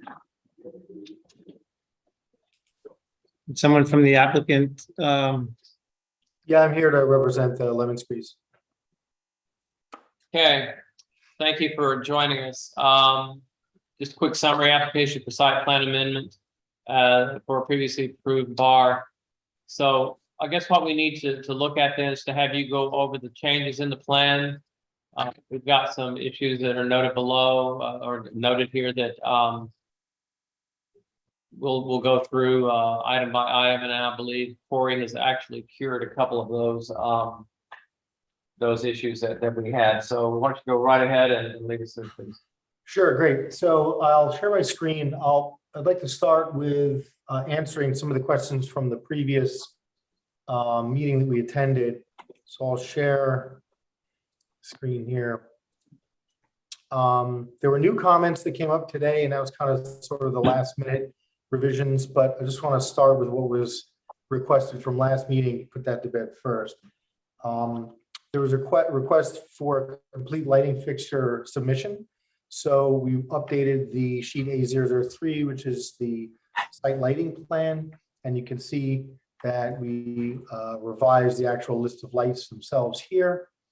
And we noted the relocation of 2 of the lights that were at the front door, and they've been subsequently relocated to the two front columns there. Those are the FA3 fixtures. We also submitted a collection of the cut sheets of those light fixtures. I'm happy to bring those up and go through them if you'd like to look at them, or if what we submitted previously is satisfactory, then we can move on to the next drawing. I think the ones that we received are satisfactory. Great. Okay. I'm sorry, were there any questions on that drawing? That's all clear? Okay. So stuff that came up today. Well, there are things from last meeting and then things that are new. From the last meeting, the other really important thing was a request to have a registered landscape architect review and sign and seal the drawing or the planting plan. So we did have that done, and you can see the revisions that came from that review. There were some of the plants were revised, changed to be local plants and native plants. So that's these three: the Pennsylvania sedge, the blue fortune, and the inkberry holly. Other comments that the landscape architect made, we added to the drawing, were just a clarification of where the planting beds are on the site. So you can see that there's one here in the front. That's always been shown, but it's noted here. And you can see as well, showing planting beds with mixed flowers and grasses, typical along the west line of the building there. And then lastly, at the back of the building, back corner of the property, down below the deck level at grade and down along the sloping hill, we're showing as well some planting beds with mixed flowers and grasses in that area. Lastly, in terms of what we coordinated with the landscape architect, two other things over on the west side here. This was sort of the problematic area where there's a lot of shade, and we wanted to lift the plants up, put them in that cantilevered raised planting bed that we discussed last time. The foliage site was changed to the holly there. It's just a better plant to be used there. And you can see it would grow to 2-3 feet tall off of that cantilevered planting bed. And then you can see here also, per the landscape architect's recommendation, we're going to use a gravel bed underneath that planting bed in that sort of shadowy area, just to kind of clean that area up and keep it under control in terms of plantings. So that's, you can see here the William Kenny's sign and seal. And he had a note here just stating that he's responsible for the design. So that's everything that was requested at the last meeting. The new items that came up today, Corey gave me a call this afternoon. We discussed it. We talked about what could be done to address it. And Ashley actually subsequently had sent a couple of comments, so we addressed all that. Right. This latest drawing here.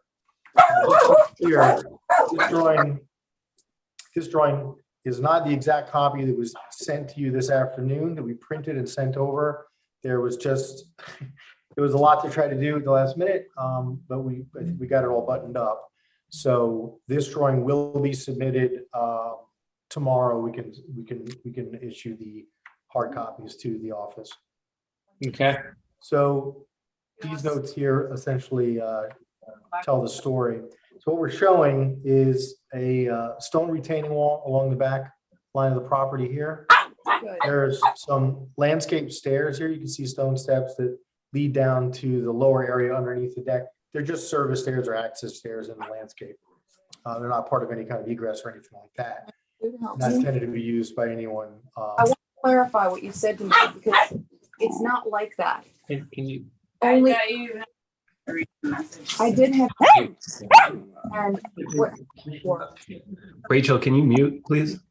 I'm sorry. I thought. Thanks.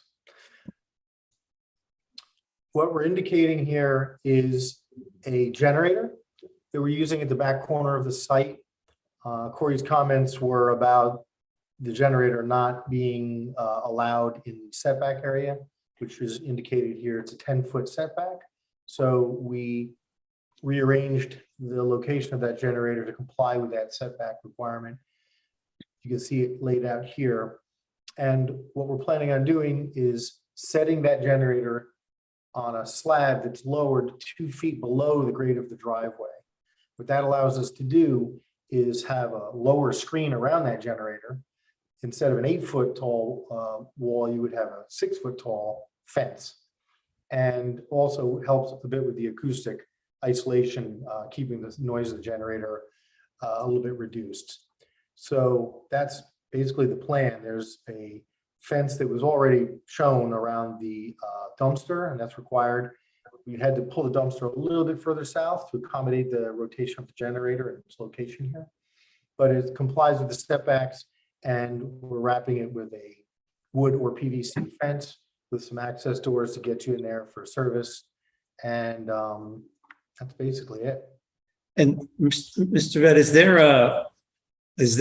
the dumpsters, is there a distance that marks, is there a note that marks the distance between the dumpster and the setback? And is that a requirement?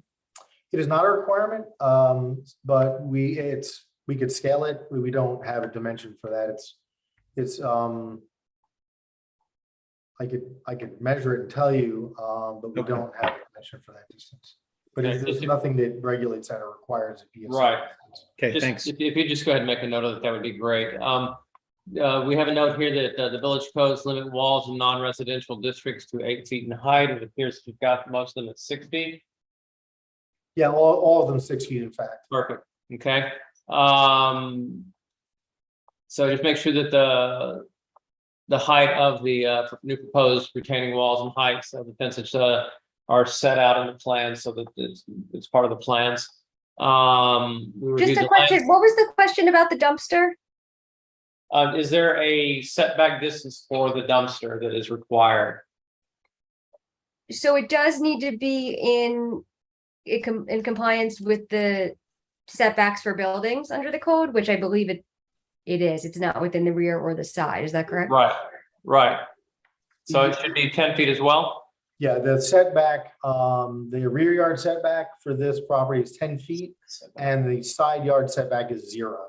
So you can see that the fence and the dumpster are well within those setbacks.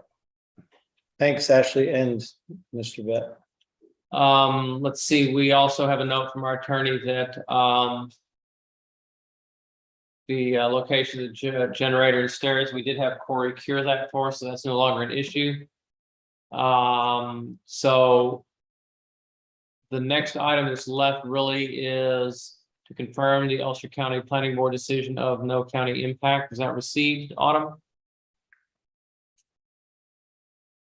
I have a note in an email from the transitional secretary that it was received. I am locating the hard copy. Okay. So with that in mind, then, we're going to be looking at the draft resolution. Are there any other issues that we need to bring up? Zach, do you have anything that you want to discuss? No, I don't see anything here that I have questions about.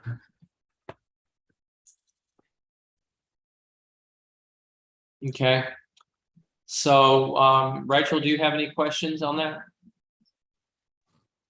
It looks good to me. Okay, thank you. And I don't want to forget you. No, thank you.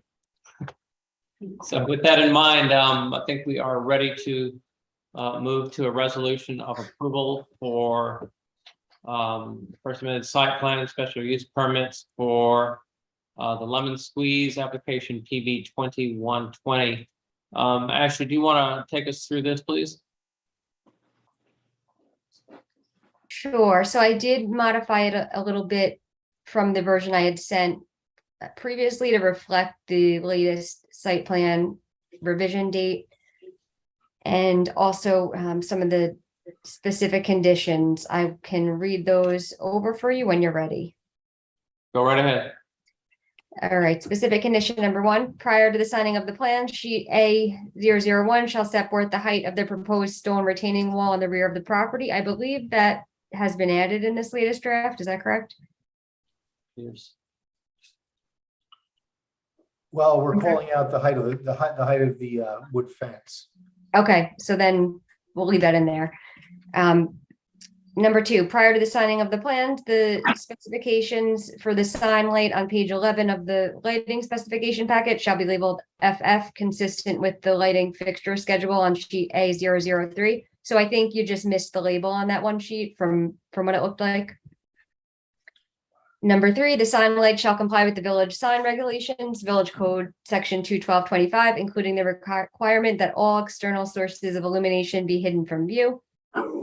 Number 4, the use of the outdoor seating areas, the existing patio and proposed deck shall be limited to the part of the bar/restaurant that operates as a restaurant and shall not be part of the bar use. Number 5, no live band shall be permitted on the outside deck or patio area. The only amplification of music to the outside area shall be during hours of the restaurant use. Number 6, required landscaping shall be permanently maintained in a healthy growing condition at all times. The property owner is responsible for regular maintenance of all plantings as necessary for each particular plant species. This shall be reflected in a map note prior to the signing of the plans. Number 7, all conditions attached to the resolution of approval, site plan and special use permit for the Lemon Squeeze at Carroll. Application number PB 2101, issued by the Village of New Paltz Planning Board, dated November 5th, 2021, and filed in the office of the village clerk on that same date, are made a part of this approval, and this approval is subject to the same as if those conditions were set forth herein at length. And then you have your standard general conditions. Thank you very much. Can I just back up to just 2 of those comments, just to make sure I understand it, we're doing what you need.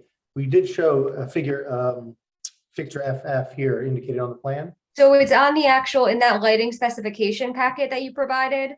Oh, So okay. the corresponding specification sheet for that, I think, was missing the label. It's No, sheet it's 11, I Right believe. here, FF. Where, Here it says type FF. what sheet number is that? Sheet 11? Oh, wait,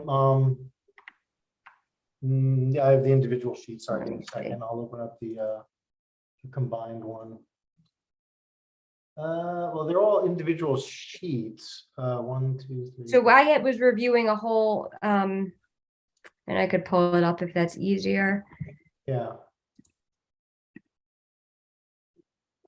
The resubmission after the last meeting, when we sent the updated light fixture sheets, I had them here. I'll show you. There was a zip file actually. Here, I'll just show you the zip file. Zip file like this. So I see that on there now. It was small. I didn't see it before. So Okay. All right, Yeah. great. And just the other point. so that condition will be removed Okay, excellent. from the And resolution. in Is terms that of number 2? That is number 2. So that'll be removed and then everything else will move off 1. Great, excellent. And just the other one I wanted to back up to was the stone retaining wall with the 6-foot fence that's just indicated back here. So, So that it's a wall with a fence on top? What is it? right, but the wall is almost flush with grade there, so it's not really high off the ground at that point. So the height above grade for the wall and fence together is the 6 foot? In essence, it might be 6'4" with a little bit of wall underneath it, so well underneath 8 feet. If you could can you zoom in and see how you have it labeled there? Yeah, sure.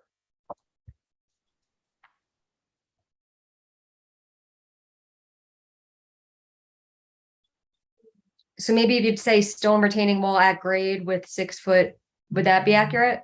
Yeah, that would be accurate. So I'll just revise that first note to say prior to the signing of the plan sheet A001 shall be revised to indicate that the proposed stone retaining wall in the rear of the property is at grade and the fence in, I guess it'll just be is at grade since you already have the note about the height of the fence that'll stay. Yeah, I mean, to be accurate, it's a little bit above grade, obviously, so I don't want it to be misunderstood that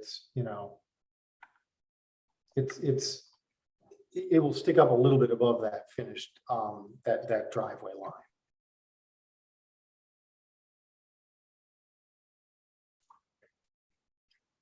So maybe I'm gonna keep the note as is, and if you could just add that the height of the wall and fence is 6 plus or minus, or whatever that height is, Sure, that's fine. and I'll leave the condition as is.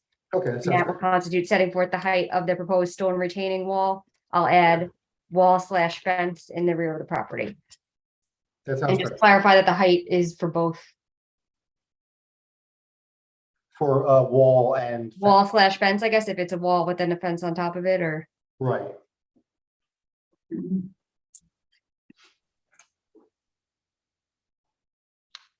That sounds great.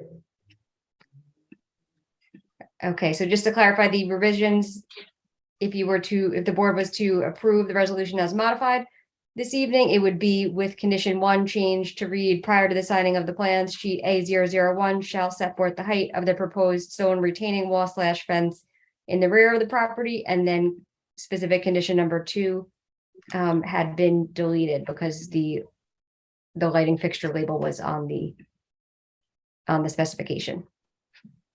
So you could entertain a motion to approve the resolution as modified this evening.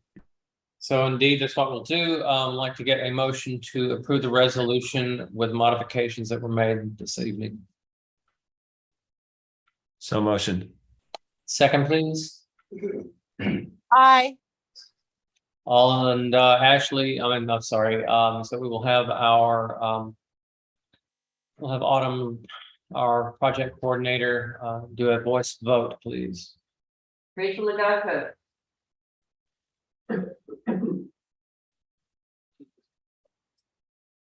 Aye. Thank you. Zach Bialecki, Aye. Rich Soto, Aye. Jared Johnson. Aye. Thank you. So the motion is passed. And the resolution is approved. Thank you very much. We appreciate you taking time to be with us this evening. Thanks for your time. So now we are moving on to our next, which is PB 2008 6466 Plains Road Discovery Institute. You have appeared to us with us before. We've gone over a number of different aspects. I think everyone is familiar with the summary and what has been going on. The seeker is an unlisted action. We're going to do an uncoordinated review of seeker. Public hearings will be required. We can't do that until after seeker. So what we want to do then is, for our next steps, is we would like to explain the revisions. It appears that we do need to refer you to the ZBA for some area variances related to the various aspects of the concrete patio, fence, and retaining wall. So why don't you go ahead and tell us a little bit about your revisions? We'll then take up a referral to the ZBA.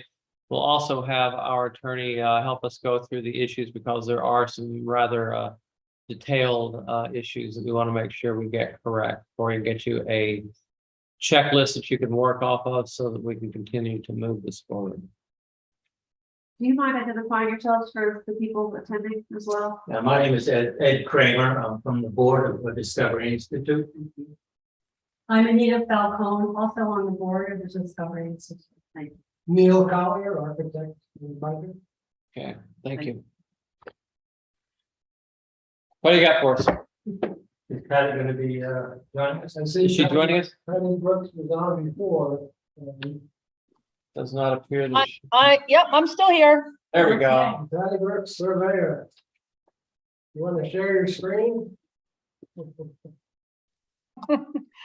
No, You're calling in. I am. Okay. Well, we responded to the comments from Ashley with regard to May. Briefly, we clarified as much as we could in the response letter regarding the private road maintenance agreement is a discrepancy between what was on the one that we submitted and the deed labor page that's noted on the plan. And similar to the sewer agreement, we couldn't really to give a meets and bounds description on the driveway, so we cross-hatched it on the plan. And we refer to that as part of this, we refer to the map, part of the easement. Likewise, with the shared sewer agreement, that can't really be defined with meets and bounds. So we'll add a note to the plan that refers to the site plan, subdivision plan that will show the sewage sewage disposal system. And previously we noted that it was the sewer shared sewer agreement was reviewed by the village attorney. I'm sorry, the village engineer and DPW. They had no comments. Ulster County Health Department had no comments, no objections to its use. And it's currently being reviewed by the village attorney 3 months now. And I don't know how to, he said he was generally okay with it, but he was making edits to it. And this is the easement? This is the shared sewer Shared. agreement. Yeah. Will Frank, the village. Right. Autumn, can you just make a note, King, Will Frank, and see if we can get, And if I could just make a comment on that, so typically when you have an easement or something like that, that's required, that's always gonna be, a condition of any ultimate approval, so it won't, it doesn't necessarily need to be signed off on before that time, so there's still, it's not gonna hold anything up, I guess is the point. yeah. Okay. And I did have just one comment, myself on that easement. I know that you noted, I think in your comment letter about how you were going to describe the easement area. I would just ask you also include the map number and the date the map was filed with the county. That's going to be blank for now because it's going to be this subdivision map that's going to be filed in the future, but just for whenever you finalize that agreement, it's helpful to have that reference to the map date that you could now just put in a placeholder so that you'll be able to fill that in. So the record with the county is clear to anyone doing a search there. Okay. Okay, we revised the descriptions of the houses. I think you referred to them as homes, and so we kept the wording consistent, going for house number one, house 2 and 3, and the number of bedrooms in each house. Those notes were revised. And there's a number of sheds that Corey came out and looked at. In notes 5, 6, 7, and 8. And Corey determined that they were pre-existing, non-conforming. The one note, one shed at the front of the lot was, the lot line was revised to be offset 12 feet. So as not to create a need for a variance. And in terms of the note 9, we opted to provide an easement for this encroachment because there is a retaining wall and a fence and a concrete slab that crosses the lot line. The new lot line crosses this, and the zoning variance would not, as the zoning variance wouldn't obliterate these encroachments. We still need this easement, and so I don't think we need to go to the zoning board of appeal for a 0 lot line for a fence that's on the crossing a lot line. It's, But out of curiosity, why don't you just move the fence and the wall and? it's a concrete retaining wall. That, you know, and so the agreement, the easement is to, similar to the shared septic. Each property owner is responsible for its upkeep, any repairs that have to be made. And, you know, this includes a slab on grade. So that's what the owner is willing to do. And it was suggested, from Patty Brooks, that we also include the, you know, on the utilities easement as part of this maintenance, agreement, which was the last note, from Ashland. Other changes were that the map notes were revised. And again, the easements will be included as part of this maintenance agreement. And we will add a note to the plan with respect to the easements between the properties that is referred to in her comment number 11. So a recorded utility easement has not been found for the overhead electric. The only easements of record were found to New York Telephone Company. Wow. That's it's a while ago. Okay. All right.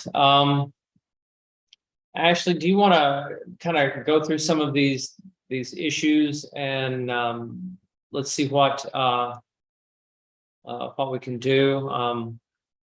And then we're going to have to determine what specifically we're going to need to refer them to the ZBA, and it says for the area variance related to the concrete patio. Variances will be required whether these are remaining as encroachments or the lot lines redrawn. So you want to just kind of take us through those, please? Sure. So I think the first, item for discussion is you had previously asked whether the lot lines can be withdrawn in some fashion to get rid of those encroachments. So I understand the retaining wall, a retaining wall that serves a purpose and can't be relocated. And then you said there's a fence there as well?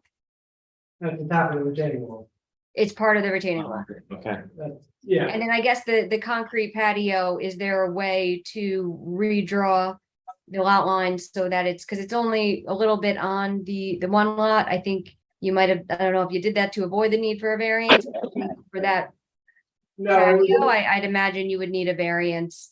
And I do think, which I hadn't thought previously, but I believe the retaining wall fence that's allowed to be in the setback.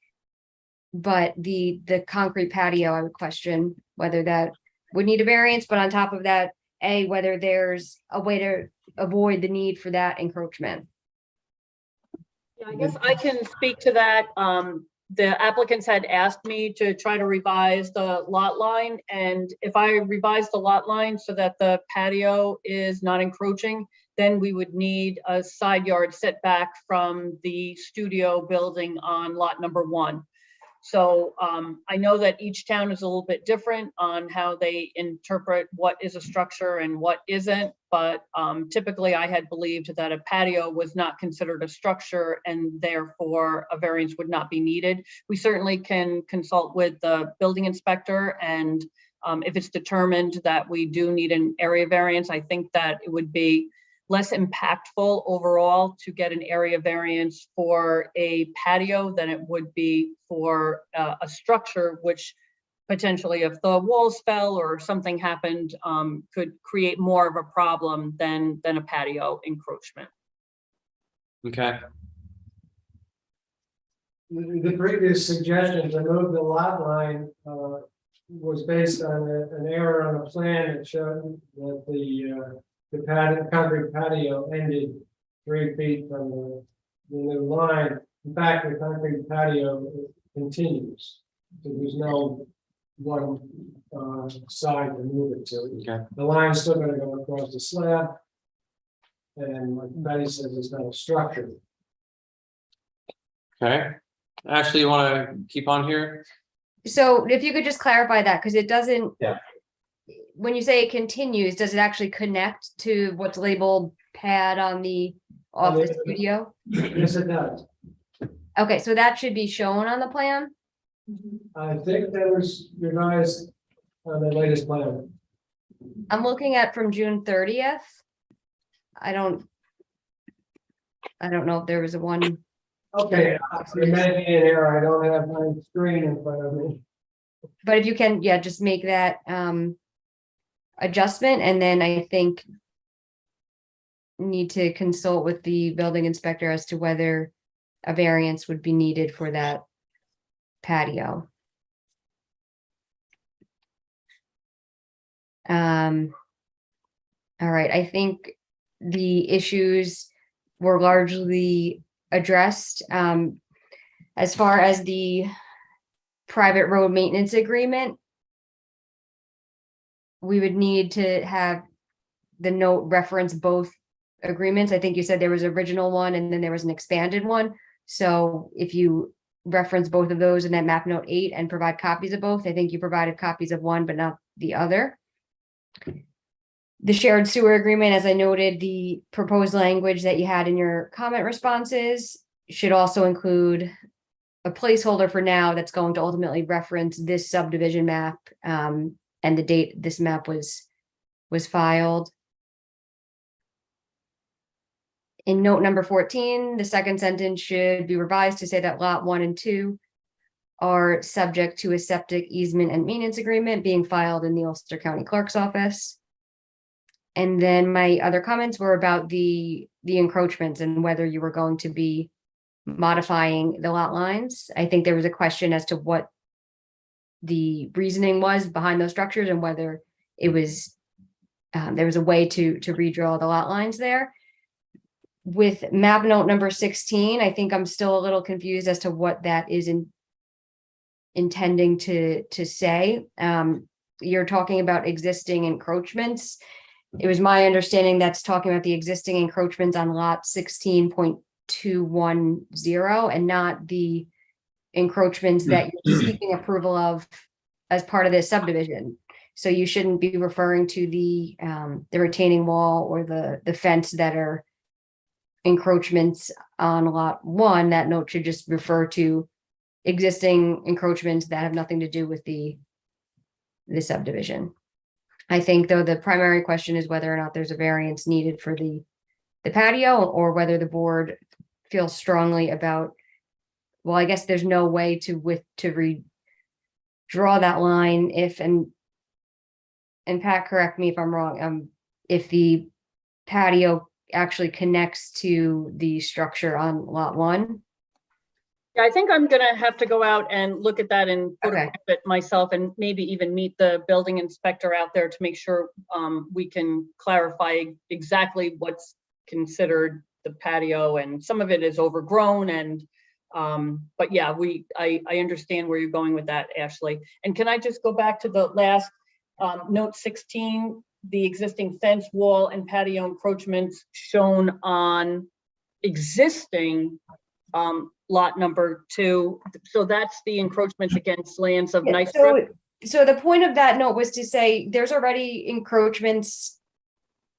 If you look over, it's the right side of the plan on section SBL 86.41-1-16.210. Yes. That's not part of this property, but that looks like a fence that encroaches on what's going to be lot 1. Okay, yes, I understand. So yeah, there's a few fences that encroach over on lot 1. So the point was, I think originally I had asked for a note to be added indicating that that's an existing encroachment that's not being approved as part of this. So that note should only really refer to that, because the other encroachments you're asking for approval of, so those wouldn't be considered existing encroachments. Those are new encroachments that are going to require approval. Okay, understood. I'm sorry, I misunderstood. No, that's it's something that's difficult to explain, I think, in yes. written words. Better in person. Yes. And also, I think related to that, if there's going to be this shared, encroachment agreement, that there should also be a map note, saying that lots 1 and 2 are subject similar to saying that they're subject to a shared maintenance and easement for the shared septic, that they're also subject to a shared encroachment easement or maintenance agreement for the patio and other structures.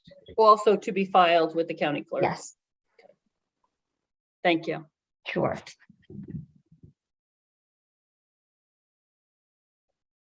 So I think it definitely made progress. I think the question is the applicant's consultant will get in touch with the building inspector, figure out what's going on, what that patio situation is, whether there's any variances needed, and then report back. And then the board, if a variance is needed, you refer them at that So we- time, or So we really don't need to refer them for any of the variances at this point.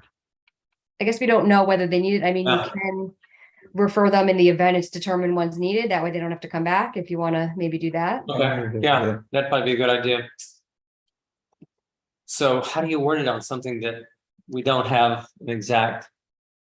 Yeah, I mean, you could, We could make a motion to refer the applicant to the ZBA pending to the extent required for the concrete patio. okay. Requiring an area variance. So that's the motion. Can I get a second on it, please? Just make sure, Autumn, is that something you got? Yeah. I'll second that. Okay, all in favor? Aye. Aye. Thank you. So you are referred to the ZBA based upon the need for that. We also probably need to make sure that you can reach out to Autumn sometime this week and she can provide you with the notes about what was discussed tonight, because I know that we went over some fairly technical information. And she can probably help you to list a a set of action steps that you have to take to continue forward so we can get this moving. What else we need to do tonight? That's really about it, right? Yes, you had previously authorized me to prepare an EAF Part 2 for this, but because there was this question of whether or not there was going to be a need for a variance, I didn't, but Okay, I'll have that ready for the next time that good. they're ready to be before you. Good. So that way then we can move on to doing the seeker and hopefully we'll have all the issues resolved before we get through the seeker on that. And we'll just push forward. Any questions? Yeah, so we're not applying to the ZBA, we're meeting with Corey to determine whether or not it needs to go to the ZBA. Yes to both. Yes to one and yes to both. We have given you a provisional referral to the ZBA based upon an area variance which might be needed because of the encroachment of the patio, and that is a decision that Corey will have to weigh in on. So talk to Corey. If he says, yes, you need to go, you're already scheduled to go to the ZBA, and that won't hold you up and it'll continue on. However, if you meet with Corey and he says, no, you don't need it, you don't have to go to the ZBA. Make sense? Yes. You're calling the village attorney? Autumn is going to make a note to Will Frank and have him speak with you and with Ashley so that we can keep that on the ball too. Would the village attorney be reviewing the maintenance, encroachment maintenance agreement? Ashley? Do you think that is something the village attorney would do, the encroachments, correct? I'll certainly review that, and I'm not sure that Okay, he would want to, but we could coordinate as well. yeah, let's let Ashley look at it first before we move it on. That way we can perhaps expedite. Yeah, I don't want to speak out of turn, but generally that is the purview of the planning board and the zoning board, and the town attorney generally does not get involved in that, but certainly everybody, every town's different, so every village. Yeah, the sewer question was different because the requirement with to connect to public sewer and all of that. So that's why that one was being reviewed by the village attorney, but I agree that typically they wouldn't want to review the other. Okay. Great. All right, so we are at a stopping point, and we all have our tasks. Thank you very much, and we'll see what the progress is, and if there's progress, and we'll see you at our next meeting. Yes, thank you very Thank much. you, Ms. Brooks. Thank you. Okay, so that leads us to our final. I guess, Yes, I'm sorry. is Pat still on, or the applicant? If you could add to the plan, I just had a thought. I don't think it's on there now, but wherever this encroachment area, if you could kind of mark that on the plan as well, since you're having this easement agreement, so something could correspond to that. Sure. Similar how you did, around the septic area, just some kind of way to demark it on the plan so that it's clear for the agreement. Absolutely. And if I Thank have you. any questions about it, Ashley, may I reach out to you independently? Sure. So if I wanted to go and walk the property, just to kind of get a better look at it, whom do I need to speak with before I go? You can. If you'd like Well, to thank do you. that. With us. You Just can to do kind of it. walk on there. I would do that with you. Yeah, There should be a site plan, a site visit consent form filled out, but if for some reason there's not, then you could just have the applicant do that for the file so that you have that on Yeah, record before you go out. we can get a site visit consent form so that everything is. We have one. You already have one done? Okay, good. All right. So if you would just send that information to Autumn, and we can then she'll relay that to us, and then we'll probably give you a call, and Zach might, and Rachel might do as well, and just to kind of go out there at some point individually to just kind of take a look and see where things are kind of. It's easier to Great, understand the plan. It would help things a lot. Yeah, so, okay, Thanks. very good. Thank you. Thank you. Good night. Night. Good night. David, have a seat. Okay. Evening. Yeah, you thought you were flying through. Did you bring food? Sure. Look at this is being a short one. 9:30. Okay. All right, so I don't get paid. So this is PB 2208 8793 North Chestnut Street. We are discussing the retail business not otherwise mentioned or dispensary for the proposed area that you have there. So basic history exempt from referral to Ulster County Planning Board as long as certain conditions are met. We're gonna have to get you a public hearing. But right now, we just kind of need to look at your extended narrative, and then we need to talk a little bit about the traffic proposal that you sent back.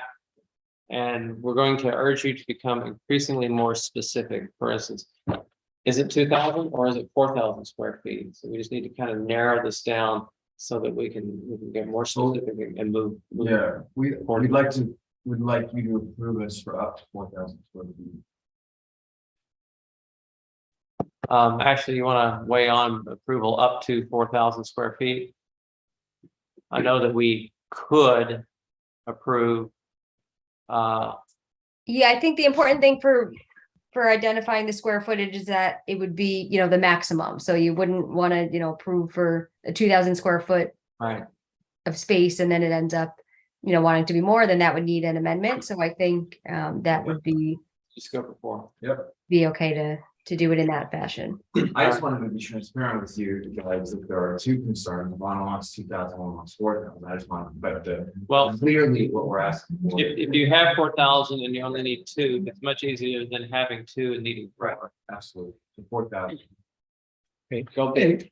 And Ashley, just for clarification, because I've not been involved in a decision or an applicant who is not presenting the sort of the specifics of the intended owner operator and some more of the specifics of the plan. I understand that the approvals of the retail space inherent in the zero place approval certainly provide for this this business. But can you just make sure we understand, like, beyond the semantics of what we're approving, or I at least understand what I'm approving, because then it would really help us zero in on what details we need and what we're speaking about and saying yes to.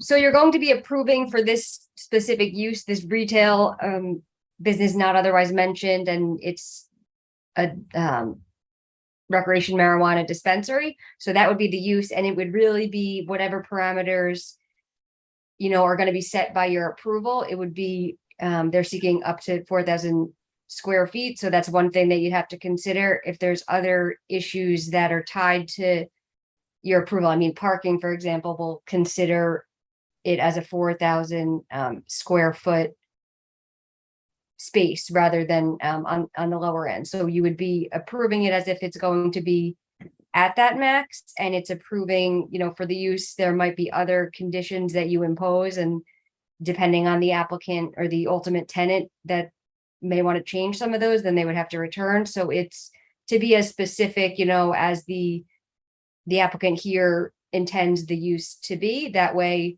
they don't need to return to change that at all. So it's really incumbent on them as far as how they're going to be defining that use. But then the tenant will have to comply with whatever restrictions or parameters are set by the applicant or by yourself through conditions.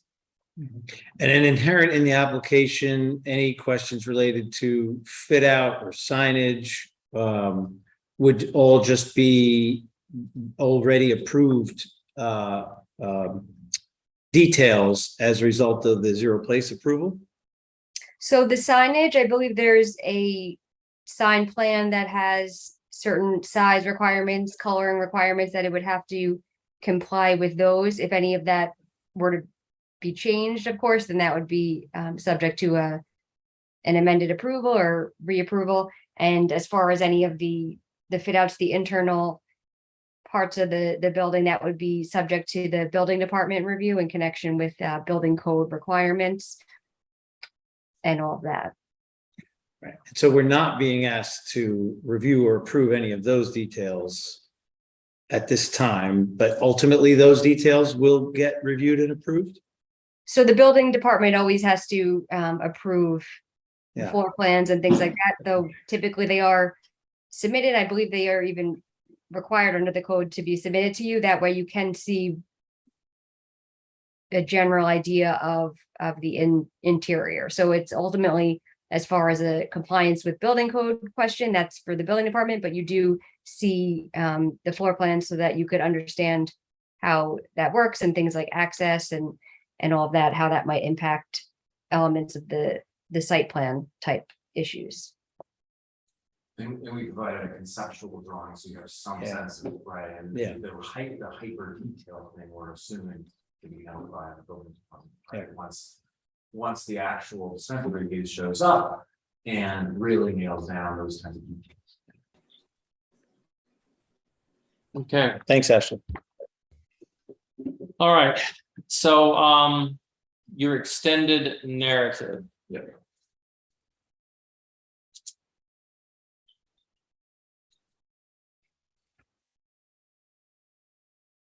And Keith is also on it, you can see the regions being used. Getting. Oh, Keith, all right. So I'm trying to find the narrative. Narrative, there we are. So take us through this, estimating, I see your introduction, which I read, and then estimating initial traffic related to the new dispensary. There's multiple dispensaries, work with your consultant. I'm happy to give you the net. of it. Sure. So, you know, we first went back to say, can we get even more specificity on estimating the sizes, right? And we learned from talking to a lot of people as we described here, that the overwhelming factor is what is the order of these tests. If we're the first to open in your state, it's going to be quite a surge. If we're the last to open, you can hardly notice the difference between this and any other routines, right? We have no idea where we're going to fall. So we don't know if we're going to be among the initial 100 or 200 so-called justice involved dispensaries. Or if we're going to be a part of the cohort of recreational use licenses that follow a couple months after those justice involved. Right, so because no one has a crystal ball, I think the best way to handle this is to just move to how do we handle the surge, whatever this. We approached our traffic consultant, Bill Greeley, who worked closely with us throughout zero place time. We also spoke to informally to folks on the Cannabis Control Board, and we spoke to the village board, Tim and so forth. And, he suggested, hey, why don't you submit a traffic management plan to both the village board and the planning board next week, right? So the plan consists of a few elements. One is for the surge period, not just opening the dispensary to anyone who can walk in, rather having only to schedule by appointment only folks. And use a establish a website that the dispensary operates to schedule. And this has been proven in many states to date, and is Bill Greeley's recommended approach to controlling this. I had not heard that until I talked to them, and speaking to some of the other dispensaries, I've heard the same thing, that's been a proven approach. So the elements would be scheduled appointments for that period of time. If there, for some reason, is like lots of drive-by traffic, or people are still coming, even though we're not allowing them in, right? We want to be able to handle that. We will have someone posted outside that will direct that traffic to nearby lots, such as Memorial Pool. We requested from the village that we, if this occurs during the winter period, that we can plow that lot during this period, just so that there's no threat of any kind of impact, to the nearby community. That's the net of it. I mean, there's more details on in the plan, but that's really the essence of it. You brought up a number of other concerns: odor, security, waste disposal, and I can kind of walk you through those. I learned a I think lot. let's go through the traffic management here first. So in-store transactions, approximately 15 to 20 minutes. Transaction time for existing customers 5 to 8. Overflow parking, and you're planning on doing the overflow parking at Moriello, and people are just going to walk from Moriello down. Yep. Okay. It's very close. Okay, have you reminded, is there an existing easement or agreement from Zero Place approval with the use of Moriello, or would that be something we'd have to work out? It's a public lot. As long as the village is fine with it, I don't think it's for an easement issue, but Ashley would comment on that. Okay. Right. It would simply So I think- and walk along more. Yeah, no, I understand what you would do. I'm just making sure we don't need an agreement to be able to do that. Yeah, and I think it's different than your typical public parking lot that's available, there's various municipal public lots throughout the village, and I don't know the answer to this, but this is really tied to the pool use. Is that the Moriello Pool, Moriello Park, is that where the lot Yeah, and I guess that would depend upon the time of year that you actually open. If it's in the summertime, then there may be some difficulties we'll have to work out. That's right. Some form of agreement, but if it's in the winter time. Yeah, we do not anticipate this should all be, the goal of the state is to open the justice involved dispensaries before the end of the year. And the recreational ones are, they're trying to hit it late fall. It may trickle into winter. But they're trying to get these things going. And so, we would be fine to constrain this to outside of the summer period. Or talk about it for some reason and trickle into the summer period, how we can manage that. All right. and that's something definitely you'd want, the village board's feedback on and ultimate, approval. I don't know if you have any initial thoughts to give the village board on that. This is a contingency on a contingency, right? So initially, to prevent a surge, we would go by appointment only. So the welcome walk-ins are static parking approval and parking plan, handles retail for all of that space. So, under normal load, it shouldn't be an issue. If it becomes an issue, we're going to go by appointment only till it's not an issue. If for some reason, we need a contingency plan for a day, a week, the preliminary discussions is we would direct them to other public parking or the Moriello Pool. Yeah. They're not welcome to go there without an appointment, we shouldn't be overrun by individuals there if that's, if that's a concern of the board. We're You asked for a contingency plan, so that's the contingency plan. Yeah, I appreciate that it's a contingency on a contingency, but if we want to consider it, then we want to just make sure it's buttoned. Yeah. Yeah. Absolutely. No, I don't disagree. And I think the time you open isn't the time when the pool would be used. So I think, our preliminary discussion with the trustees was that obviously it's this board's purview. They were amenable to the idea. And they discussed, I watched the village board proceeding last week and you're saying we just start with. I'm sorry, David. Maybe we should start with Zach and Rachel in the comments just to make sure. Sorry, David, please. Yeah, obviously we want the village board to weigh in. They did receive that letter and discussed it. When was that, last week?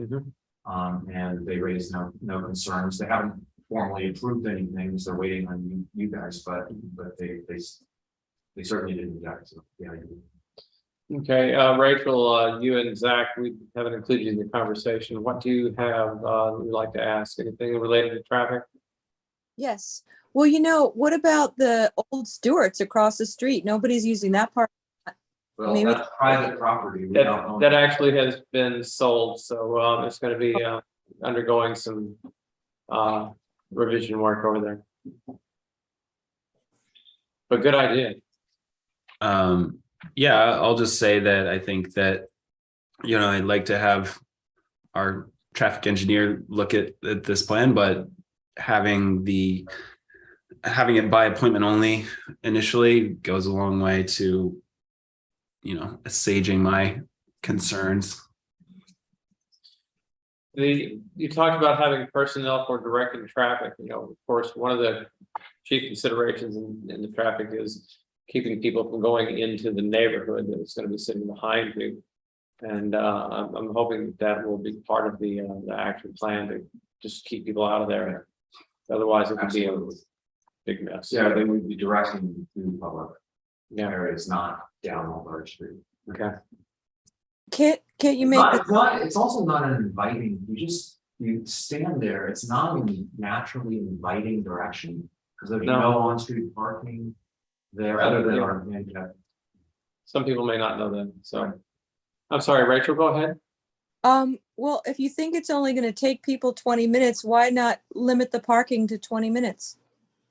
Like have a few spaces that are just this parking's for 20 minutes. Oh, they will. The people, let's be very clear here. Those who have an appointment will park in the zero place parking lot. We have adequate parking to address this use. What we're talking about here is the only situation I can even imagine is people start coming when they don't have an appointment. We have to tell them, and when they approach the person standing outside, they say, "Do you have an appointment?" No, you're not authorized to be here. If they say, "Well, I want to be here anyway," then you can say, "Well, you can go park in a public place." Right? Well, there's a scenario where they might say, well, then I'm going to go to my car, jump on my phone, make the appointment and wait for my time to come in. Yeah. So that could create a little bit of backlog, that's a reasonable approach because it's following the rules, but it's also, using a spot. So we just want to try to think about a couple layers. I'm not trying to imagine scenarios. I'm thinking about, reality of common sense of it all. I think, so I'm going to make sure Rachel and Zach have said. Anything else related to some of the traffic, Rachel or Zach? Okay. No, I don't think so. So I we just have had a comment down on the parking, because I think they had said that there's adequate parking for the use. I think it'd be helpful if there was a calculation showing what parking is required for this use, and also in conjunction with what's already there in terms of existing residential requirements and also the businesses that are starting to come in, just to have that kind of analysis. Yeah, or we some type of bulk table showing that.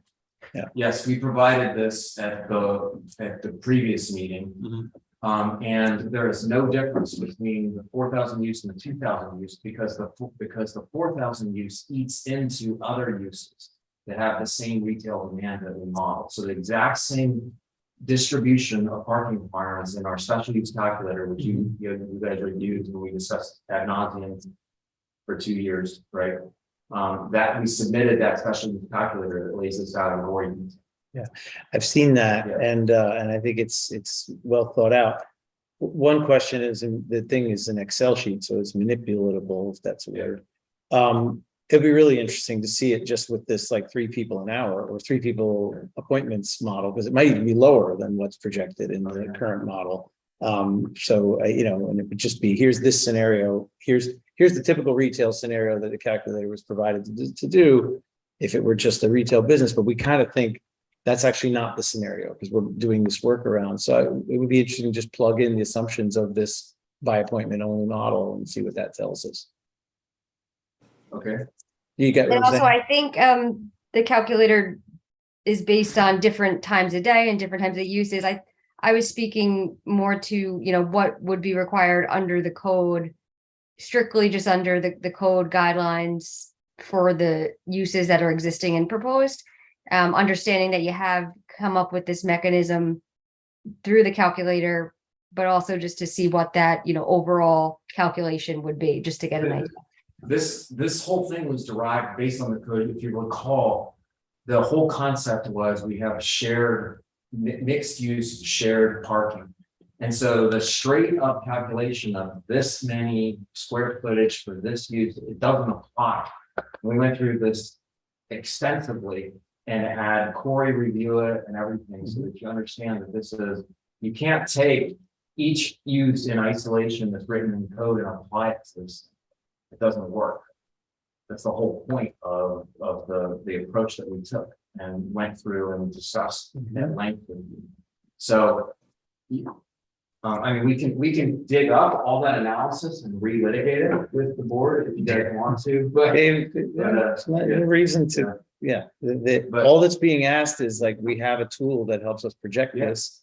My suggestion would be to use the assumptions you're proposing and show us a scenario of that. And I could probably figure out how to do it myself, but I think you'd be better equipped. Yeah, that's fair. Sure. I think it'll actually be better than what's on the model. Yeah, that's what I'm saying. It'd probably be more. Yeah. So then I have a question. May I, John? Sure. So I have a question about, I think I think the idea of the by appointment only is a really good place to go for this period where there's the possibility of great demand. Although we don't even know if that's the case yet, because we don't know where this approval might fall in the overall, you know, context of all the approvals. Then I think the memo suggests that maybe this would shift and go away, and it would be a regular use retail, you know, regular access retail establishment at some point. Do you have any sense of what we would want to discuss as like triggering that shift away from the appointment to that? Because I feel like we would want to codify that if that's part of the What do you agreement. mean, as in terms of time, how many months do you think it would take before that? Right, months or measures of traffic or measures of usage or customer base.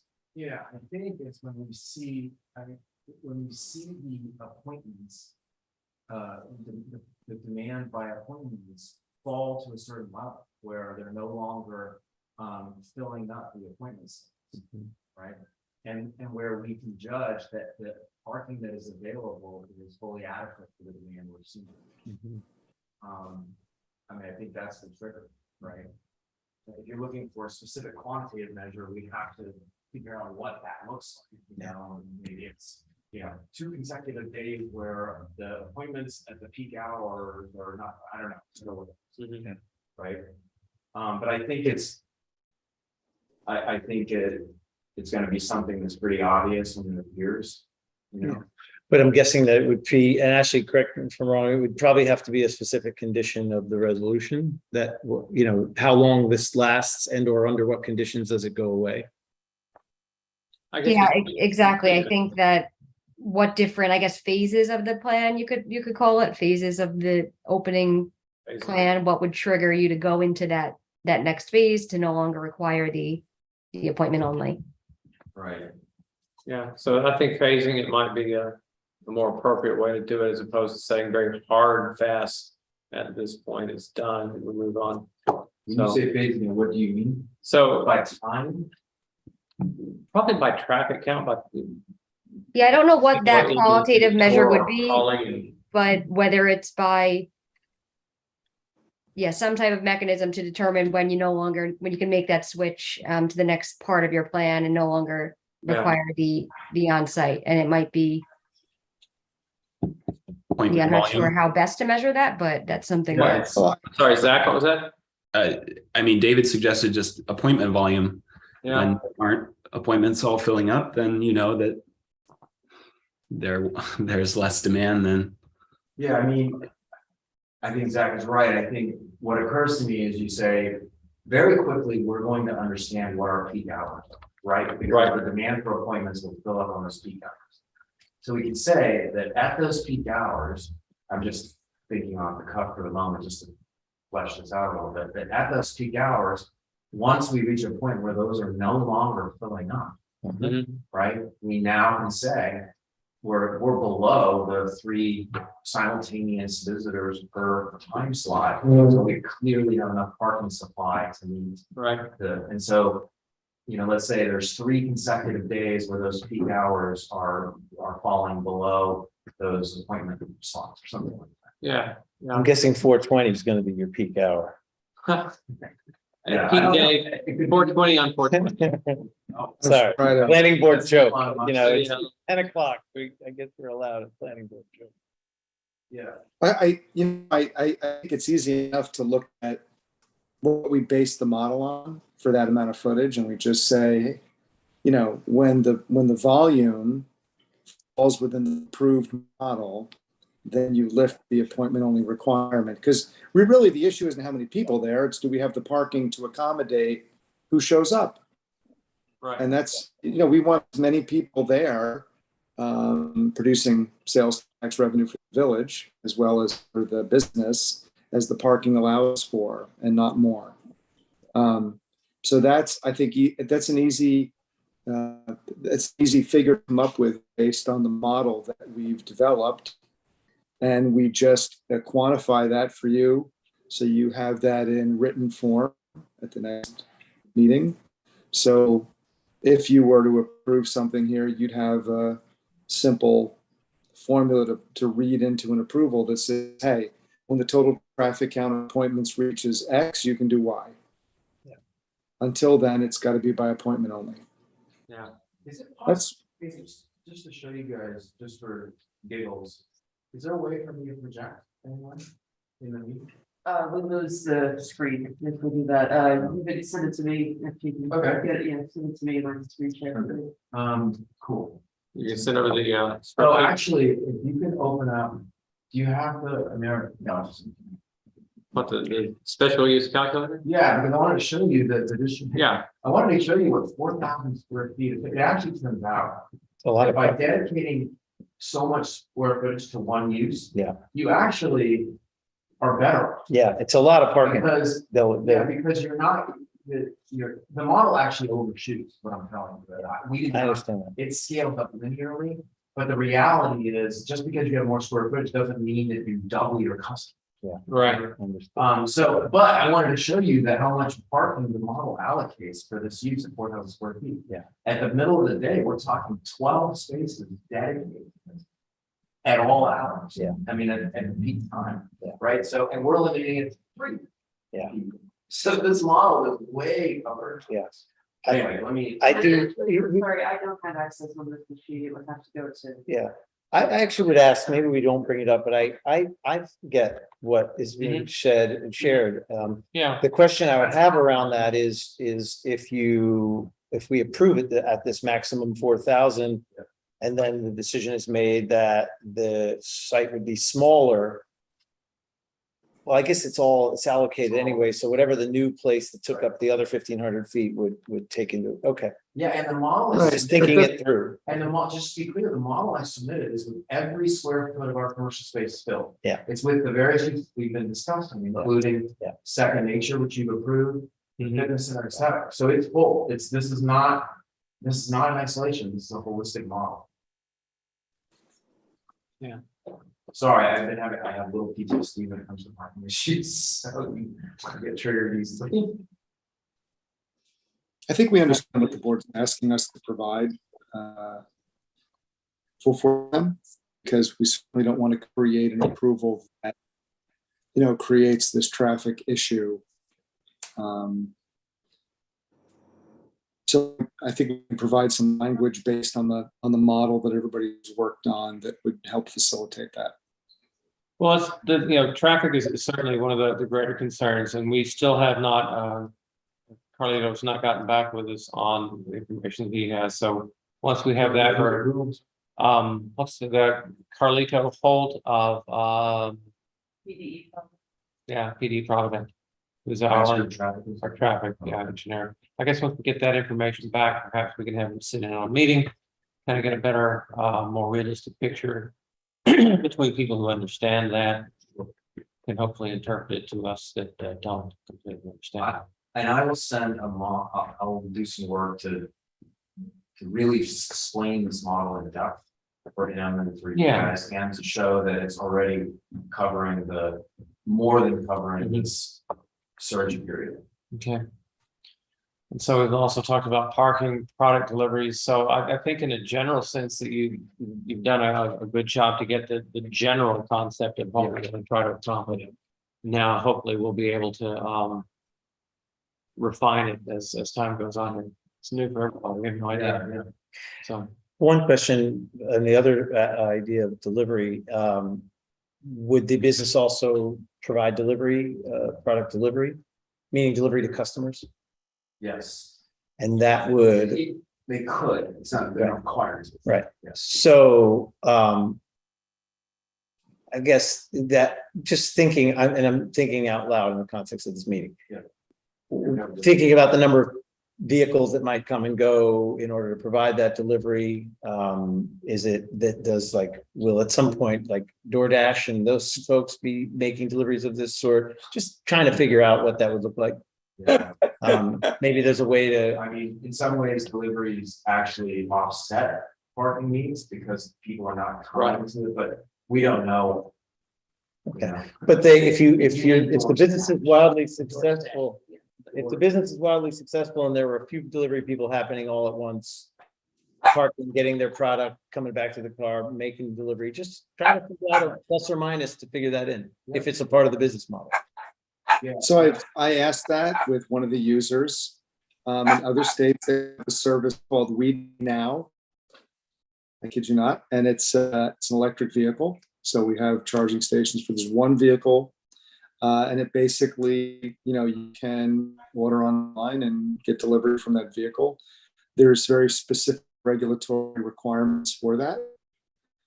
So it's not like a DoorDash item. It's not like you can just have a service do it. It's just a dedicated vehicle that does, in the medical marijuana, it just for those people who can't get out or can't get to the store, it provides a service. In recreational states, some states allow it, some states do not. New York has not defined what they're allowing that with that particular aspect of it fully, but I asked him, is this like multiple vehicles? He said, no, it's just one vehicle per location. I mean, that's if they have one. And our understanding is that the demand, the traffic and parking demand of that vehicle is offset by the fact that you are not bringing that, but just like you're not bringing that person. So it's a net zero effect. Yeah, but if we fixed the number of appointments and that's full, then it's actually in addition to. Are you talking about during the surge period? Yeah. Yeah. Talking about and it might be a modest implication for the model that you're going to come back with, but to say like, hey, we might have two vehicles making deliveries, or one. Here's how they would come and go, and that would account for one more consideration. Just trying to kind of come at this from every place. You'll see that the model is covered that. okay, let's move on here. Let's discuss a little bit about odor. Ashley, do you have anything you want to add to that, or Rachel, Zach, anything before we move forward? No, No, that was good. yeah. Yeah, it's fine. Door stash, I like And that. that was my father who went to Highbrow with me, by the way. All right. Nice place.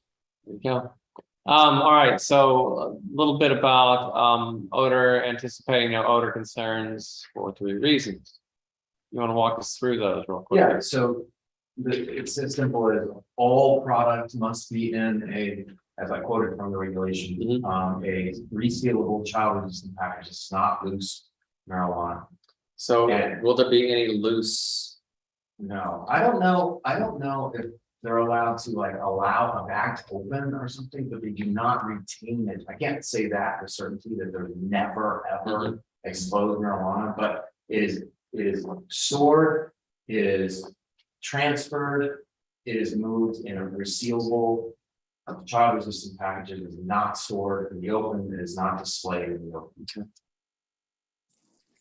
So in this particular building, because the Leeds Platinum building has a slight negative air pressure and all the air is mechanically ventilated through an ERV. So it's going to be HEPA filtered air that comes into the building.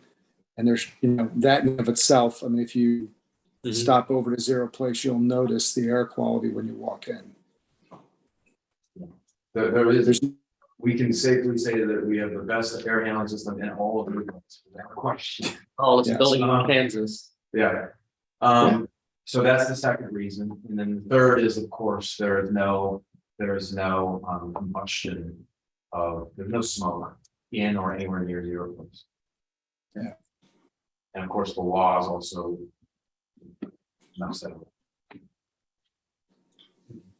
And I verified this. I encourage you to go to some of these dispensaries yourself in neighboring states. I had never really done that before, and I really got a full whip of it myself. Yeah. Well, Yeah. I'll share, and I shared this with a member of the board, that one of the reasons why we're being thoughtful about this initial potential for the surge is because if you go to a dispensary in New Jersey now, in New Jersey, the dispensaries, the only ones open for recreational marijuana are those that were medical and are now being permitted to sell recreational until more licenses are distributed. And this was my experience literally visiting a New Jersey dispensary, which was that there was a parking lot of at least 30 cars full. There was street parking that was also unavailable, full. And there was a person that was presenting for traffic management who was offering a valet, and the valet would get in your car and drive it around until you were done shopping. And because there were no places to even put a car by the valet. So I'm not, at all being unreasonable and thinking like, we really got to think about this because the demand is great at the outset of the release of licenses. And while this building is very well designed for the parking needs of a typical retail establishment, this could look more like Black Friday if unregulated. Yeah. No, I went to stop at one in New Jersey and they wouldn't let me because I didn't have an appointment. I tried to go to one. They had a portable sign up, by appointment only, no walk-ins. So I tried to park. And actually, someone came up to me and said, "I'm sorry, you give an appointment." I'm like, "No." Yeah, So I assume the one you visited did not have an appointment. No. And we're not trying to pick everything apart. We want this to be successful. It's just I totally get it. uncharted territory. Well, I don't take offense to your concern. So security, I see there, and that all makes quite a bit of sense. Just out of curiosity, do you have to have bonded delivery of product, like you have bonded delivery of liquor? Someone that has, they're a bonded warehouse, they have specific types of vehicles that do delivery, things of that nature. Just out of curiosity, I don't know. Yeah, I have to, honestly, the security regulations around this are really long and I haven't memorized them, so I don't know. I have to think that whatever New York State is deciding and regulating this industry is going to be at a level that's suitable for municipalities, I don't know. Yeah. I actually asked that question. As of right now, yes, the regulations are not complete for the recreational marijuana, but for the medical marijuana, the answer is yes. Interesting. Secure waste, rendered Yeah, so this- unrecoverable and beyond reclamation. Yeah, so the law is really clear about how it must be disposed. It has to be placed in a way that's unrecoverable. That has meant that when composting, at least 50% of the matter of the composting must be must be other organic materials. So they have clear guidelines on how to do that. Most places choose not to even consider doing any of that on site. It's just not there. Yeah. They don't have the time. They usually hire a disposal, outfit that does this for a living, collects it and disposes of it appropriately. So there wouldn't be any dumpster diving issues and stuff. Of course, there will be public comment, but, and it may or may not be an element of our concern, maybe Ashley can advise us, but has there been any information shared about this potential use of the retail space with your tenants in the building? I don't know, to be honest. Keith, have you heard about any communication with our tenants on that? Some are aware who watch these meetings and participate, others are not. We've gotten no negative feedback or concerns to management as of now. I know that when I've given recent tours of the building, which have included our residents and other members of the community, as I walk through the commercial space, I tell them that we have dispensaries that are interested in this space. Yeah. And I ask them questions and no one has raised any issues to me directly. Yeah. To be honest, when Keith there first approached me about this use, I was kind of reluctant because I was an Air Force officer. I come from a very anti-drug sort of background and so forth.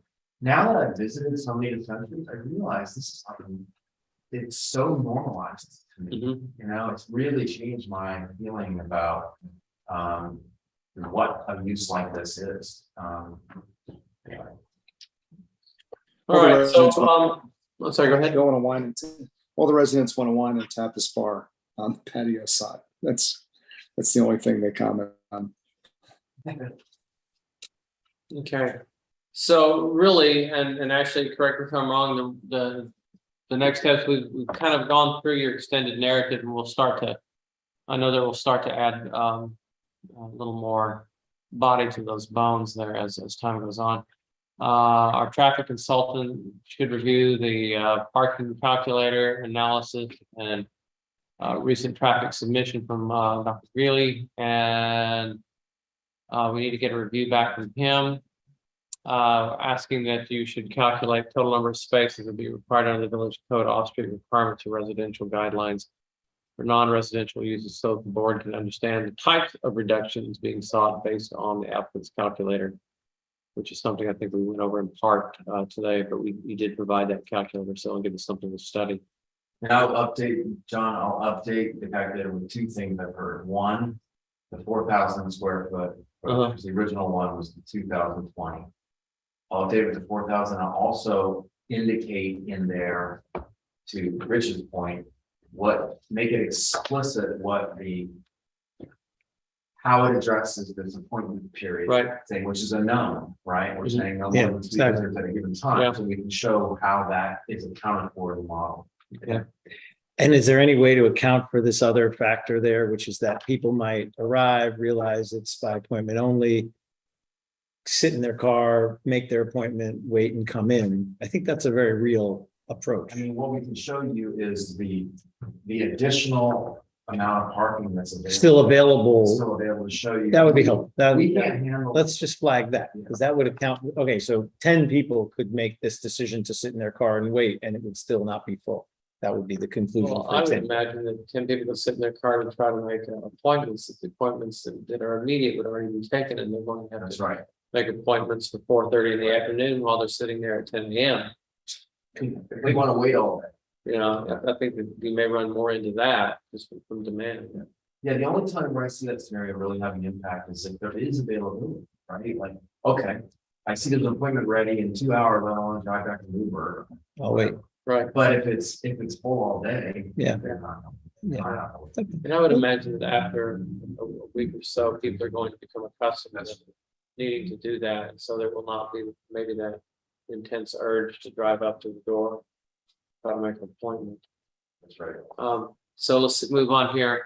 Proposed parking must comply with specific condition number 13 in your zero place resolution of approval. Provided, and you know what this is. It says the number of approved off-street parking spaces shall control the number and types of businesses allowed in the building. No non-residential uses shall be allowed unless the parking requirements applicable to each such individual use and all such collective uses are met. Prior to So I this- think we touched on that Did we? last time as far as that requirement. I think they're aware of that. I really think the next step is for, it's been sent to your traffic engineer, I believe. So it will be to hear from them. And then I think it would be a good idea for Carlito to attend a meeting. And then also if the applicant's traffic engineer can also Okay. attend, that way, if there's any kind of back and forth questions they have to one another, that can Sure. be accomplished, at a meeting rather than having to do some back and forth there. Can I suggest maybe Autumn could help us coordinate this, that the model with the particular assumption of what we're being asked to approve during the surge phase, that be provided to the traffic engineer so that he or they are not looking at something that isn't actually the thing that we're being asked to approve. So the sooner you could produce that, David, the better, because then that could get over to that person and that could be their consideration. And I do like the idea, Ashley, of maybe we can get a dialogue, even if they're on Yeah, Zoom. I think when we get down to the further negotiations, it's going to be critical to have both of them here. And we need to get as much data as we can, as quickly as we can, so we can kind of push forward on this. I'll have that built and reviewed and approved by Phil this week. Okay. to Your folks. So Okay.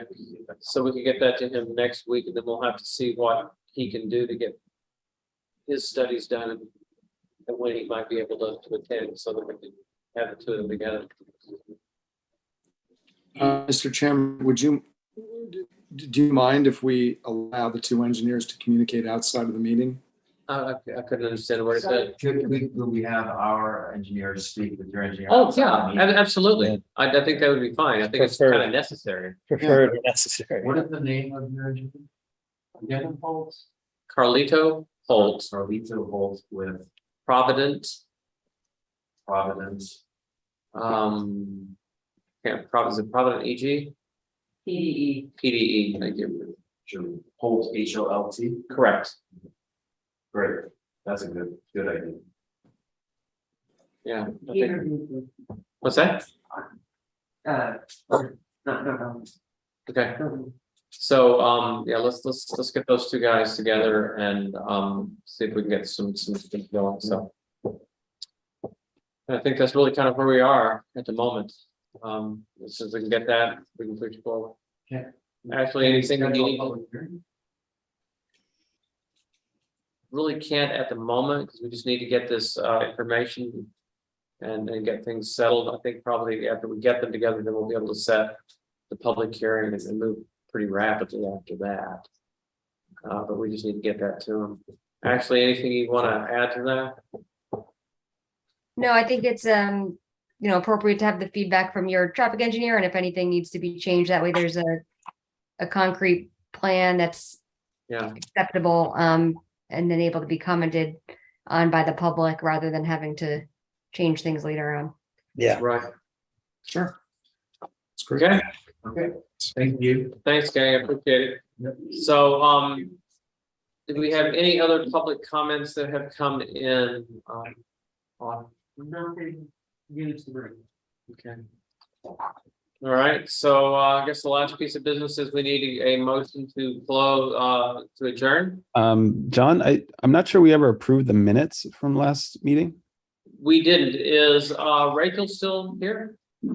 Rachel, there you are. Hey, okay, you're right. So we did not approve minutes. Thank you, Zach. I appreciate the reminder. So we need to look at approving the minutes from the 7/19/2022 meeting. So I need to use a motion to approve those minutes. So moved. And a second. Second. All in favor? Aye. Aye. Aye. So with that, then we need to get a motion to adjourn. So moved. Second, Second. Seconded. all in favor? Aye. Aye. Thank you all very much. Good night. Night. Should I log off here? Yeah.